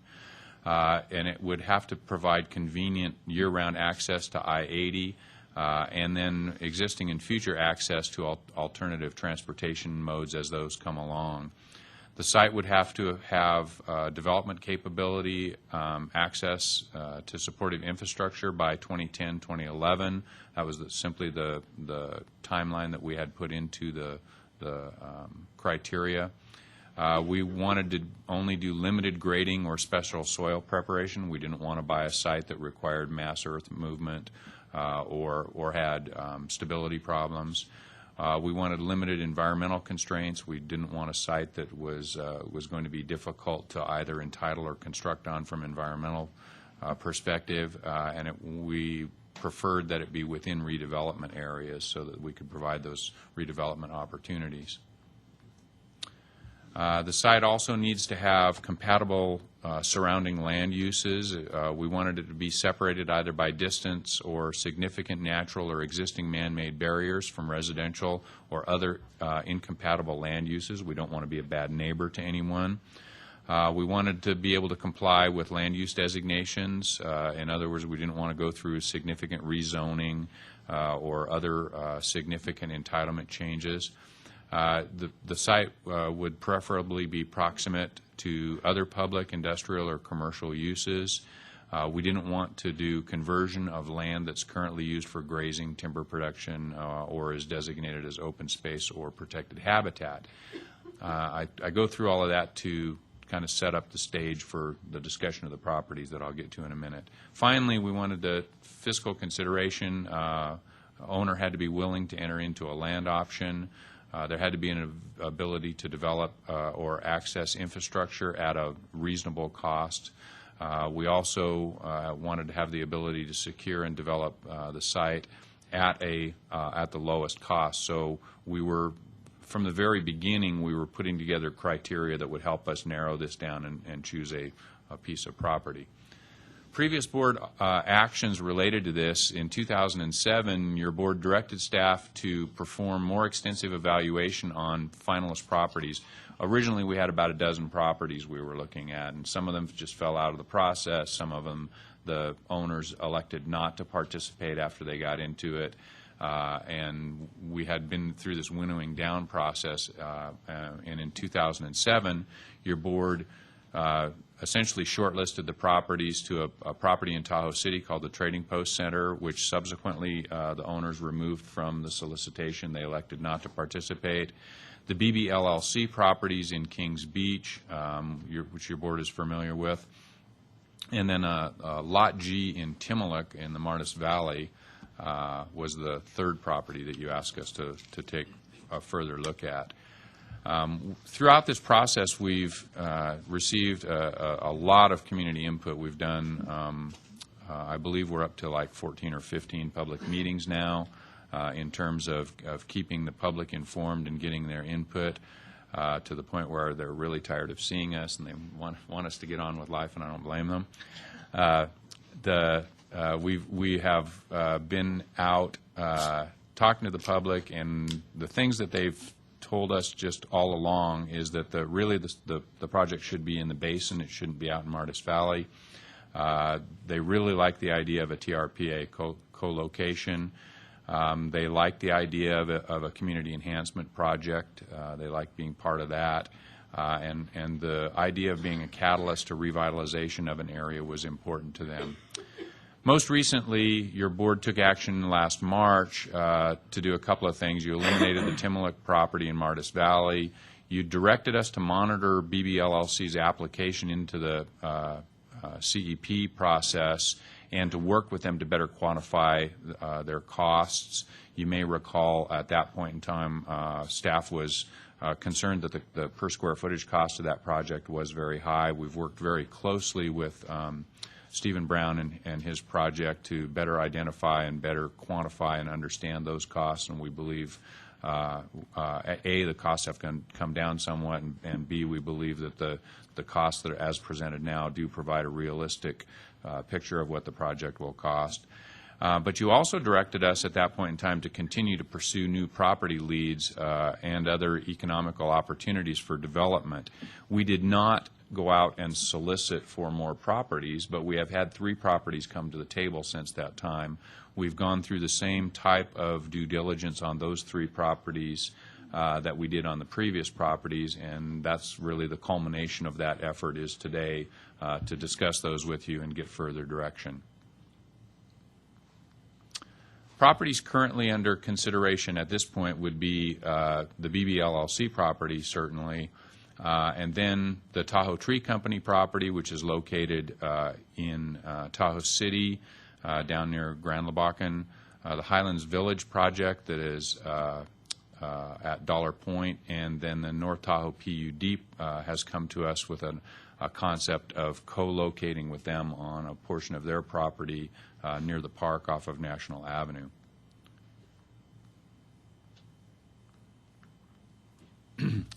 Our public outreach has continued through this process. We've held 3 recent community meetings. We had a large meeting in February. We sent out about 2,500 notices to folks. What we did is essentially drew circles around the 3 sites that we're talking about, made sure that all of the neighborhoods around those sites were notified. We also posted notices in public places, and we were on the yahoogroups.com and on the county website as well. We've kept a running space on the county website, keeping people informed. We did press releases and letters to various associations and property owners groups. That particular meeting, we had about 80 folks show up to. We received, that meeting was held in Kings Beach. We received a lot of input, primarily that particular community group was very supportive of the BBLLC property and also was anxious that the county make a decision and move forward. Those were the real themes that we got out of that meeting. And I might note that in your packages, you have received summaries of the public comments, as well as we had provided actually full copies of all of the letters and different comments that we've gotten over the last months. We followed these up with presentations at the February 19th NITRAC meeting and the February 26th Squaw Valley MAC meeting. We've received written and verbal comments. Again, your board has received those. We've summarized those for you. At the NITRAC meeting, the NITRAC specifically was concerned about the timeline and the fact that this process has taken so long, and they actually recommended that your board consider the BBLLC project. The Squaw Valley MAC also expressed concerns about the delay. That MAC recommended the Tahoe Tree Company property for your board's consideration. Quickly, I'll go through the properties and talk about where they are. BBLLC is located on North Lake Boulevard in Kings Beach. It's a 4.3-acre parcel. It is in a CEP project. The proposed layout has our facility would be in this area here. There's a parking structure here. The other buildings are mixed use. It's a project that I think your board has seen updates on a number of times. It's currently in process. This particular site, in working with Mr. Brown on his side, and I wanted to actually personally thank him for all of the work he's done with us. We've spent, he and my staff have spent an awful lot of time together working on not only his first proposal to us, which was this lease purchase option, but also on two other options, which I'll run you through, that allow us other types of flexibility on his project. And Stephen has been very good to work with, and we really appreciate all the time and effort he's put into this.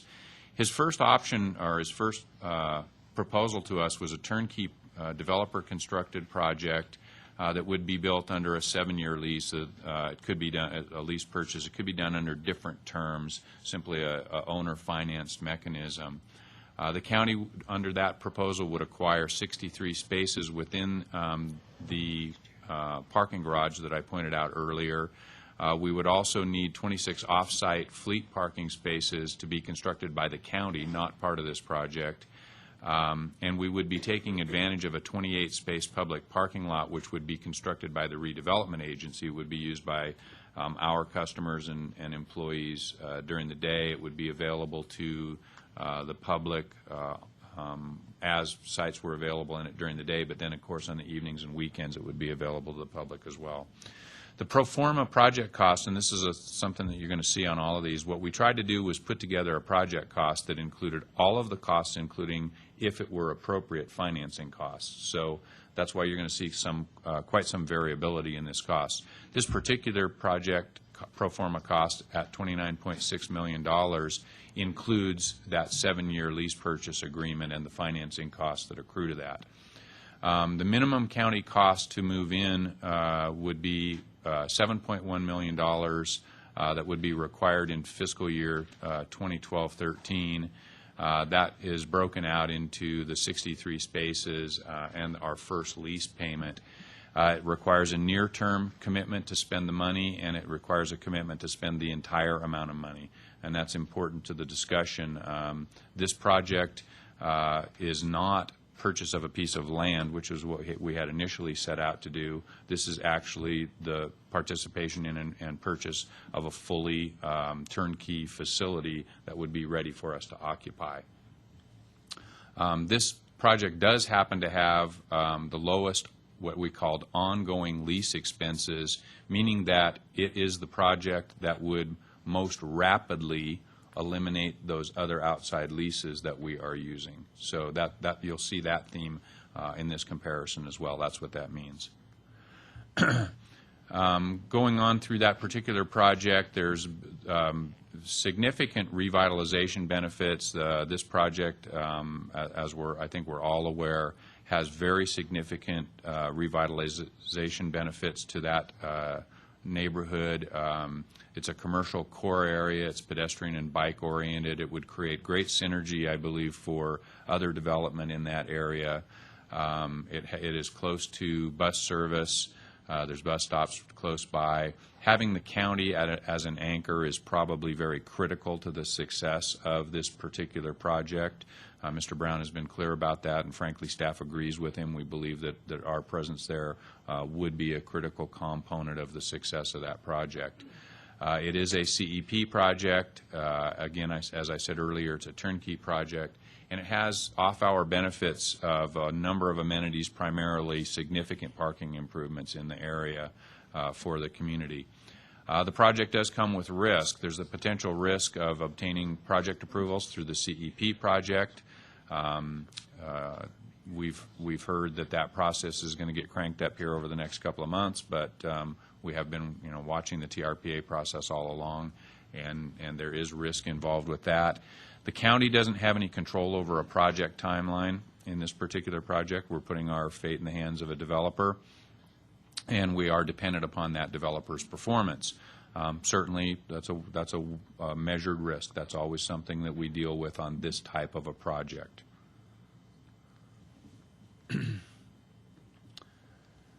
As I mentioned earlier, working with Mr. Brown, he's provided a couple of additional alternatives for us to consider to provide more flexibility in participating on his property. Option 2 is essentially the same project as option 1, but what it does is it changes the project from a developer-financed and constructed project to a developer-entitled project that would then, we would acquire a 0.8 acre piece of entitled land that would accommodate our 24,000 square foot building, and we would also acquire the 63 spaces within the developer-constructed parking garage. We would then construct the building using our traditional bid methods and managed out of facility services. Again, it would require the 26 off-site fleet parking spaces, 28 space public parking to be constructed by the RDA. So in its finished form, it would be just like Mr. Brown's project, only we would be constructing our own building. It does reduce the cost from $29 million down to $22.4 million. Most of the reason to that is that we're taking out the long-term finance costs. Now, I have to warn you that after the presentation that Linda and I gave a few moments ago, we don't have money programmed to construct that $22 million building. That's a constant theme throughout all of our discussions today. This particular option excuse me, would require a near-term construction commitment. In order for Mr. Brown's project to succeed, he needs our building to be constructed. So this particular option does come with a near-term commitment to construct. It does also lower our ongoing lease costs. The benefits of this is it keeps all of those same revitalization and commercial core benefits. The county stays as an anchor. Again, the risk factors are the potential risk of obtaining the project approvals. To that degree, we don't have control over the timeline, and because we have a near-term construction commitment, essentially our ability to defer those expensive improvements out into the future when we can program cash for those is eliminated. We would have to come up with a financing mechanism in order to participate in this particular option. Option 3 is a very different option provided by Mr. Brown on his property. It's a land-only option, and what it does is it provides us with the opportunity to purchase the 2-acre parcel for our building, and that would accommodate our building and a surface parking lot. This particular option would dramatically change the look and ultimate face of that project at BBLLC. We would be taking up, instead of 0.8 acres for our building and participating in the parking garage, we would be taking up 2 acres, constructing surface parking. I believe that the parking garage would at that point not be constructed. We would still be required to find 28 spaces in that parking facility that would be constructed by the RDA. This particular project has a pro forma project cost of $25.8 million. It's different because of the differences in parking costs and the purchase of 2 acres rather than 0.8 acres. It does have the benefit of having a minimum county cost of $5.2 million, which is the purchase of the 2 acres, and then we don't have a near-term construction commitment. We could delay construction of the building until such time as we could afford to do so. I do not know what that does to Mr. Brown's ability to develop the rest of his property around that. Ultimately, it would certainly provide some revitalization of the area, not to the degree that the options 1 and 2 would, but ultimately it would provide that at such time as the county is able to come up with the financing to construct the building. The Tahoe Tree Company is located at Westlake Boulevard, Tahoe City, really at the corner of Grand Labakan and Westlake Boulevard. It's a 10.18 acre property that's currently a wholesale retail nursery operation. They actually growing trees on site and wholesaling those out, and they do also have a facility on the site. It's located here. There's a 6,000 square foot building on the site that has been been used as retail space over the last several years. Conceptually, our project certainly fits on this site. There's adequate coverage available on the site for our project. On this site, the Highlands Village site, you'll see that we've put together conceptual site layouts. These certainly aren't made to indicate that this is exactly what we would do on the site. It's simply to show that there are ways for us to put our parking and building on the site. This site has some interesting components to it. There's stream environment zone around these areas here that a campus would have to be developed around. I think that everybody believes that would be aesthetically pretty pleasing. It does limit our ability to lay things out on the site, but as you can see from just this concept, it is workable. The proposal that we got from the owners would include us acquiring the 10.18 acre land that includes a 6,000 square foot building. We would then have to entitle and construct the government building and parking. We would also, in order to use the 6,000 square foot building, we would have to construct tenant improvements, which we estimate to cost approximately $2.3 million. Those could either be done right away or deferred until later. Your board has whatever options it would like to choose, should you choose this particular property. The pro forma project cost for this site is $20.5 million. Our minimum cost to purchase it, based on an asking price, not on a negotiated sale, but based on an asking price, is $5.7 million. It does provide optional near-term construction of the existing building, or that could be delayed, and we could indefinitely delay construction of our ultimate facility.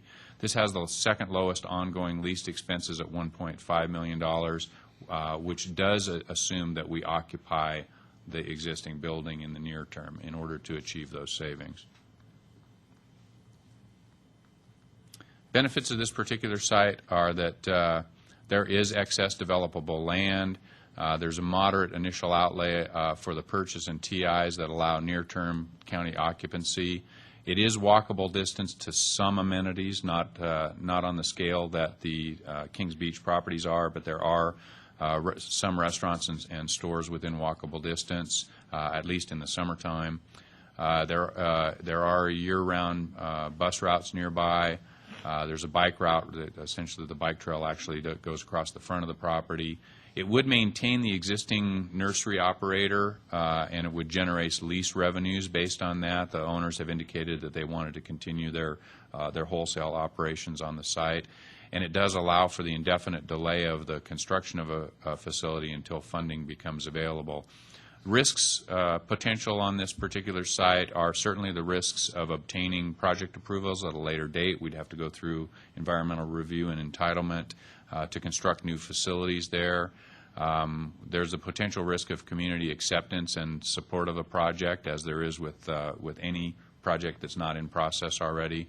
And there's certainly risks associated with coverage, the SEZ setbacks, environmental conditions, and then there is a I think well-documented traffic congestion problem along Westlake Boulevard there. Now, ultimately, projects are probably part of the solution to that problem, but it's certainly something that would have to be analyzed and mitigated. The next property that was approached us, the Highlands Village project. It's also probably well known as the Nahas property. It's located at Fabian and Highway 28 at Dollar Hill. It's an 11.41 acre property that has already entitled for a mixed-use development. Here's our conceptual site layout. Again, this is not to indicate this is what we would recommend doing on the site, but it certainly shows that it could be done. There's significant coverage available on this site, significant excess coverage available, which provides the county, if this site were chosen, with a number of options in the future, either for expansion of county facilities or resale or development as future boards would see fit. The deal here would be to acquire the 11.4 acres of land. Again, like Tahoe Tree, the county would have to entitle and construct the buildings and all infrastructure. It would require 121 parking spaces and snow storage. The pro forma project cost for this particular project is $20.6 million. It has a minimum county cost of $5 million, which is the asking price. Again, just like Tahoe Tree, what we've used here is the asking price as our minimum cost. There is no near-term construction commitment so that we can indefinitely delay construction until financing becomes available. This has, along with a couple of the options at BBLLC, the highest ongoing lease expenses because we don't provide any opportunity to reduce those leases until we construct a facility. The benefits are, as I mentioned, the excess developable land that could be sold or developed in the future. There's year-round bus service, and it is along a bike route. It allows for the indefinite delay of the government center until funding is available. There is the potential risk of obtaining project approvals at a later date. And there's a potential risk of community acceptance and support of the project, compatibility with neighboring land uses, traffic impacts, and so forth. That particular site, one of the things that's not said here is that it's not walkable. There's really no services within walkable distance of this particular site. It is a very developable piece of land. And then finally, we have discussions with the North Tahoe Public Utility District on National Avenue. You can see that the various facilities that are currently on the site. NTPUD had provided this conceptual layout, which would have us sharing the site with them and sharing infrastructure costs and so forth. This is a very preliminary concepts with them. It would result in a partnership with NTPUD for joint development. They have said that they would be amenable to us acquiring land and constructing our improvements independently.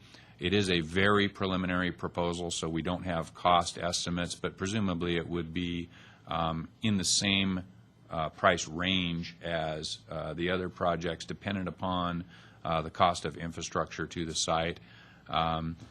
It certainly provides us with an alternate site should any of these other sites prove infeasible or your board decide that you don't want to entertain those at this point in time. It's I think, a good opportunity for us to cooperate with another government agency should your board elect to go that direction in the future.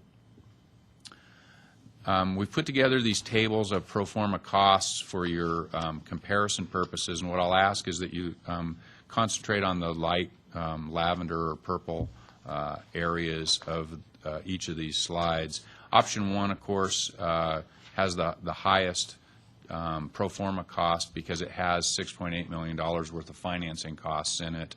That is the higher cost there. And again, we put this together just so that we'd be able to compare side by side the different options.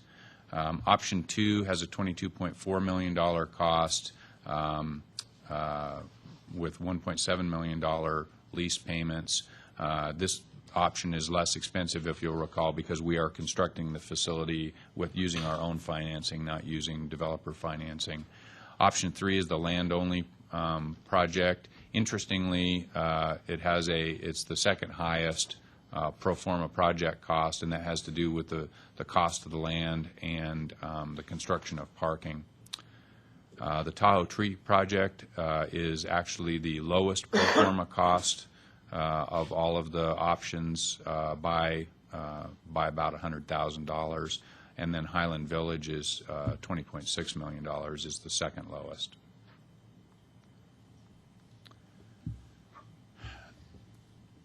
Our current allocation of funding for this, as I mentioned earlier, is $6.5 million.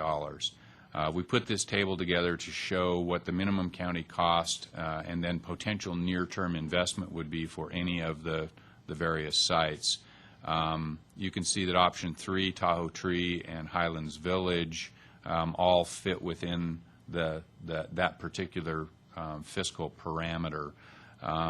Should your board elect to go to one of the more expensive options or one of the options that requires a near-term commitment, it would require us to go back to the drawing board on the county's the capital plan that you just looked at, and looking within the revenue modeling to determine where else we could find revenue to bring to the table in order to do that.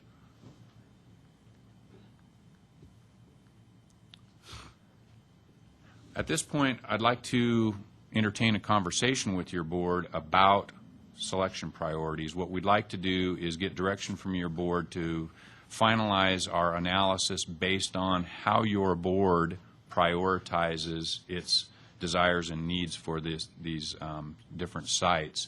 And I'm going to go through just a couple of slides here to give you some things to think about and talk about. And based on your input and direction, what we'd like to do is put together an analysis tool that ranks the sites based on weighted considerations based on your board's priorities.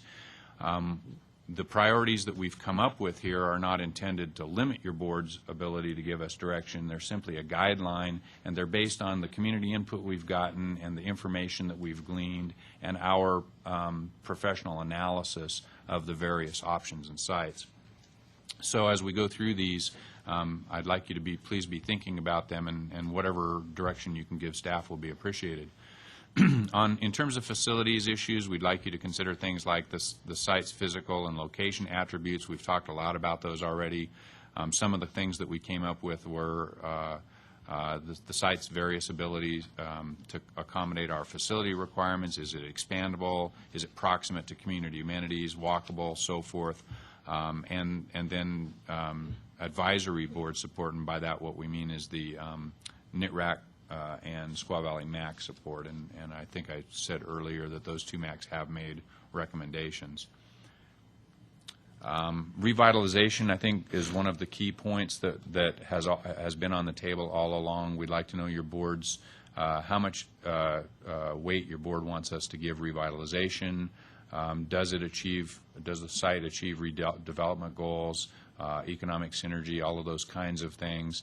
And I made a note to myself to say, ask also, as you think about this, can we afford that investment? Are we able to invest in a site that provides that, given the financial considerations we have? And I think there are options there that certainly do that. So, but I would like you to consider that as you're making your considerations. I think risk is an important factor for your board to consider. All projects have risks. We understand that. How we manage those risks in a large way ultimately drives what kind of projects that we end up with. So we'd like to understand what your board's appetite for these various types of risks are, how important that is to you as we go forward. And then cost, and I think that in this day and age, and certainly your board and previous boards have always tried to provide facilities at the best value to the taxpayers. And so how important is cost to you, and how do you want us to weight those particular aspects? In conclusion, we've looked at a number of properties. The property owners have been very cooperative with us in helping us gather information. I'd like to extend thanks to all of them. I need to thank my staff, Mark Rideout, Lori Morse, and Mary Dietrich. They have almost countless hours involved in this over the last 3 years, and have just done an amazing amount of analysis on these various properties. There's literally boxes of analysis that goes behind the presentation that you've seen today. We would request that your board give us direction related to selection priorities, as I talked about. That can be just in the form of a conversation that we'll listen to carefully, and then we will come back, if it's your board's direction, we'll come back with a ranking tool that utilizes those priorities. We would also recommend, frankly, that your board direct us to come back at the July Tahoe meeting with a conclusion to this and a recommendation on a specific site. So with that, I know it's been a very long presentation, but I appreciate your indulgence. It's a lot of information. I would turn it to your board for a conversation. Start over. Robert, do you have any comments? Boy. I don't have any grand conclusions off the top of my head. I think we all met with staff prior to the meeting. I'm making that assumption anyhow. But all else being equal, the revitalization economic impact is a priority to me. But it's all the issues are not equal. Obviously, today we have to consider the cost more than normal, and I guess that doesn't worry me as much if we can argue that there's greater value created, if there's value for the additional dollars. So in other words, if a project costs somewhat more, but there are huge economic development and revitalization benefits, I'm comfortable with that. The dollar differences, of course, are something that each of us are going to have probably somewhat different perspectives on. It is important to me to consider the functionality of the site. In other words, I don't want to create a circumstance where people have to get in their cars and drive 3 miles for lunch every day. That has an impact on a lot of things, including employee productivity. And with all of those thoughts, I don't have a particular preference. I guess one thing we need to really think about, and maybe it's something we need to do some more research on between now and then, is our current master facility plan that we just readopted does not provide for completing this project for a long time. And if the goal is still just to secure the site, then I think that is going to drive the outcome, the decision significantly. So that's something perhaps we need to ponder between now and July. I think that's the thrust of my comments off the top of my head. Yeah, before the existence of the Tahoe tree facility, I was comfortable that we recommend moving forward with the Kings Beach project. I share Robert's enthusiasm for the revitalization that will come with having not only the kind of the permanent employee base, but also the visitors, the kinds of visitors that facility then attracts. People who come, get out of their cars, do business, and then stay for lunch or do other appointments right there in the area once they've already parked. I don't see that opportunity as strongly with the Tahoe tree property. I don't think while it may be reasonable to expect that some percentage of the employee workforce might walk down to the bridge tender or perhaps a little bit beyond, I don't see that same opportunity existing with folks driving in to do business. I say that drive in, do their business, get back in their car, and then drive back off to wherever they came from or wherever else. So I don't see the economic revitalization aspect as strong on the tree company property. What I like about the tree company property is it doesn't, and I may be deluding myself a little bit, it doesn't seem to be as fraught with TRPA torpedo potential as perhaps Mr. Brown's project might be. Now, look forward to hearing from Mr. Brown and getting a sense of how progress is going with his project,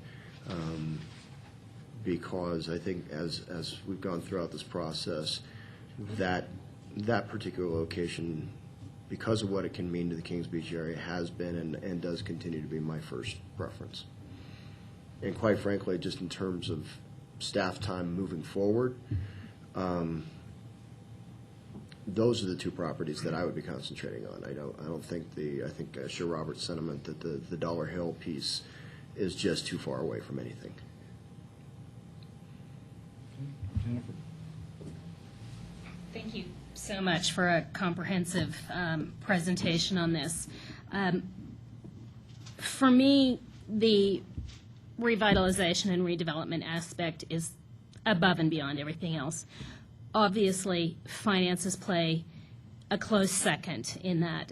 We're looking at a range of, $20.5 million to $29.5 million roughly. So that's a fairly substantial range in costs. So I think they all meet the facility requirements in terms of what we're looking for. Redevelopment and revitalization, my number one priority in this, followed closely, as I say, by the economics of the project. I'm willing, as Robert expressed, to spend more on a project if I think it will bring additional benefit to a community and to the county. I think yesterday when Brett Story gave the presentation on the cogen facility, we all understand that the equation there, we get more benefits out of creating energy through a cogeneration facility than we actually obtain on a basic dollars and cents model. So I think those two are really, those are sort of comparable ideas in terms of what truly is our economic benefit. Is it just dollars and cents, or is it more than that? Is it environmental? Is it social, cultural rebuilding fabric of communities? To me, those all need to be part of the fiscal analysis. Very, very important to me is the walkability and the access to transit. I think, as both Robert and Kirk said, we want people to be able to walk to and from places from this beautiful new facility that we're going to be building. I do think we need to take a long, hard look at the real risks and try to come up with some methodology for evaluating that. Something that was not in your suggestions, but I think is very important to think about, is proximity to expected areas of future development. Where in the eastern end of Placer County are we really looking at potential future development? My perspective is it's mainly going to be North Star and the Martis Valley. We're going to have some additional development, infill, a little bit of redevelopment on the West Shore, Tahoe City, Alpine, Squaw, Donner Summit, where I live. But where are we really looking at the bulk of that to go, and how accessible should a government center be for those projects? As far as I'm concerned, the expandability of the site is lowest on my list of priorities, for the reasons that I was really just mentioning. We've got a limited future of development and redevelopment up here in the basin and surrounding areas from the summit east. So just to recap, revitalization, finances, walkability and transit, and I'm putting these in order of importance to me, risks, proximity to potential future development, and last, expansion. Jim? I agree with all the comments that have been made. I do want to follow up on the expandability. If we went with the option 2 with the BBLC property on less than an acre, does that limit any expansion Yes, that option would be just for a 24,000 square foot building. That would be all we would own, would be 0.8 acres, the building, and our portion of the parking garage. So would that eliminate the air pollution control district coming in? No, So the that- 24,000 square foot building is large enough for all of those agencies and occupants that I discussed earlier. That's what it's programmed for. Well, I appreciate the comments. I appreciate the presentation. It was very well done, and thank you for meeting with me ahead of time. Quite frankly, I'm going with option 2 for the BB LLC at this point, but we do need to look, take a look real closely at all the financing options as well. And if I could just follow up, if I didn't make it crystal clear, my direction to you would be there are only 2 projects in front of us here that would fall within any of these, and I personally believe that the Kings Beach project would be a better match for what I'm looking for in terms of a project and what the community is looking for in terms of a project. So I'm pretty much in line with Kirk on what are the real potential sites out there. As a point of clarification, when we talk about the Kings Beach site, there's really there's 2 variations on one project, and then there's essentially a completely different project. Right. Are you interested in all 3 of those options further explored? And I'm simply throwing that out for discussion. My preference actually is that we continue with discussions along the lease purchase, the option 1, as opposed to necessarily the option 2. I just think that from an overall, I think it gets us to where we want to be faster in terms of occupation and getting that Kings Beach area moving. I would look at 1 or 2. Jim's at 2. What are you, Robert? Jim's at 1 or 2. 1 or 2.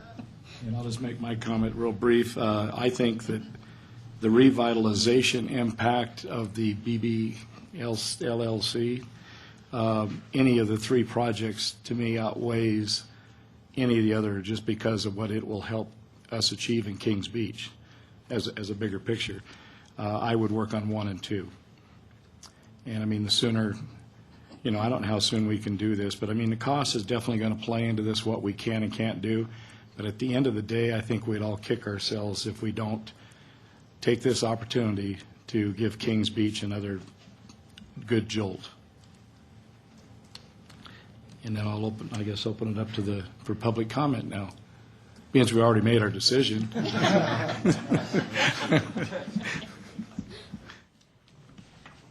Ellie Waller, Tahoe Vista resident. The Government Center is another example of the North Shore needing a mechanism or process to conduct a vote. At a recent project, it was suggested that the county provide funding to the PUD, and they came up with an estimate of $8,000 to $10,000. I can't speak on behalf of the Tahoe City PUD or the other independent water district, but $25,000 would cover the process.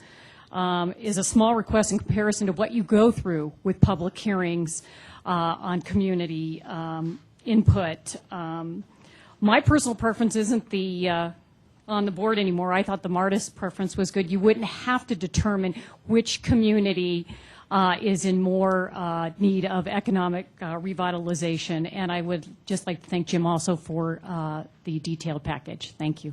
Thank you. Where'd Mr. Brown go? I thought I saw him moving. Oh, he's there. Okay, anybody? How are you doing today? Thanks for coming up the hill. My name is David Polivy, Kings Beach business owner, resident. I'm also the current chair of the North Tahoe Regional Advisory Council. And we're a little bit out of practice on our action items from the past 4 years, and so we didn't get a letter into your packet. And I just want to make clear 2 of the motions that were both made and passed at our meeting in February when Facility Services came and gave us a similar presentation. The first one was to support the BB LLC as the preferred site for the Tahoe Government Center, and the second motion was to urge you, the Placer County Board of Supervisors, to make a decision on this project within the next 3 months, and we felt that was an adequate timeline.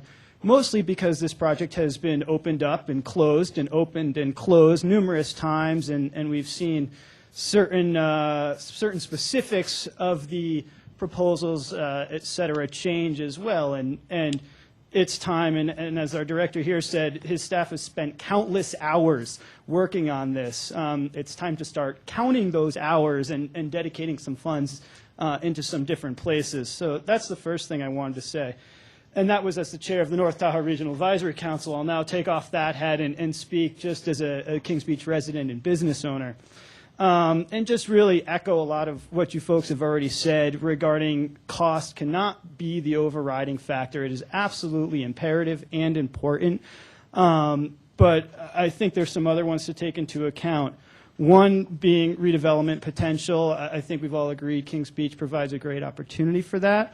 Number two, really being return on investment. And I think Kirk and Jennifer hit on that, and as a business owner, that really echoes with me a lot more, and it's the return on investment you're going to get. Sure, upfront costs might cost a little bit more, but in the end, sure, people are going to be having lunch in town. People are going to be matriculating and shopping in the local businesses. In return, that's going to generate more sales tax. It's going to generate better economic development, more economic opportunities, and hopefully increase property taxes as we go through. 3 vehicle miles traveled. I think Kings Beach just really provides the best opportunity for that on a daily basis. Employees and staff won't be having to leave via vehicle to do a lot of their daily activities and routines. They can even go grocery shopping in a fairly close distance. Anchor tenant, I can't say enough about that. We need an anchor tenant. I mean, it is so important, and this would be an ideal tenant to have there year-round, not seasonal, to be there during the off-season and still shopping, eating lunch, doing whatever it is that happens there. Off-hour benefit, I think options 1 and 2 provide the best ability for that, as was really talked about. I'll be really quick, but having the shared parking is an absolute, shared parking garage even would be an absolute benefit. I think option 3 is a terrible option, and you guys should throw that out if you can immediately. And I personally don't think we need to vote on this. There's been so much public input throughout the years on this project. You can come to meetings. Facilities has hosted a number of public meetings. The North Tahoe Regional Advisory Council, we've heard it at least 4 times over the past 3 years. We don't need to vote on this item. You're perfectly able to make a decision yourself. So thanks and have a great day. Thank you. David, if I can just make one minor correction. Yes. I actually came down the hill to be here. Sorry, so. good work.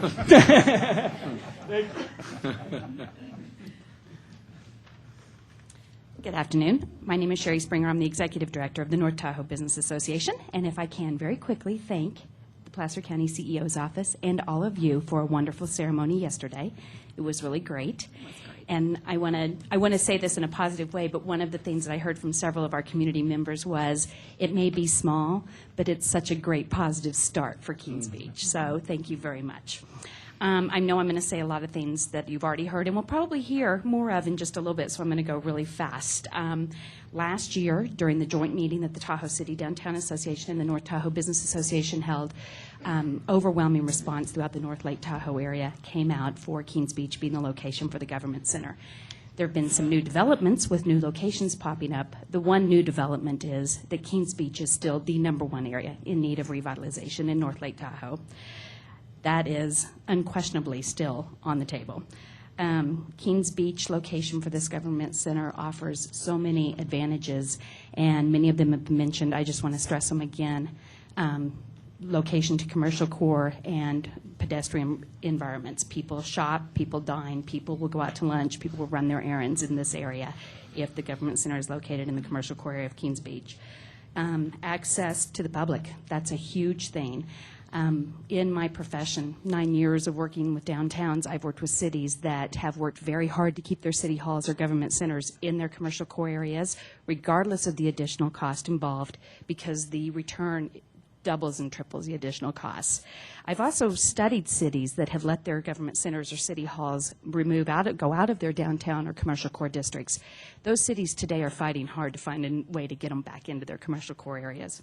So the economic impact on a district that is walkable and pedestrian friendly and people don't have to get in their cars to drive to go to lunch is huge, and will return and will definitely make up for the additional costs in the outlay of construction. So I'm not going to repeat everything else you've heard, but the one thing I do want to say is regardless of what you do decide about a location, let's do it one day in our lifetime, preferably, and keep it in the redevelopment area and in the basin. Thank you. Any other comments?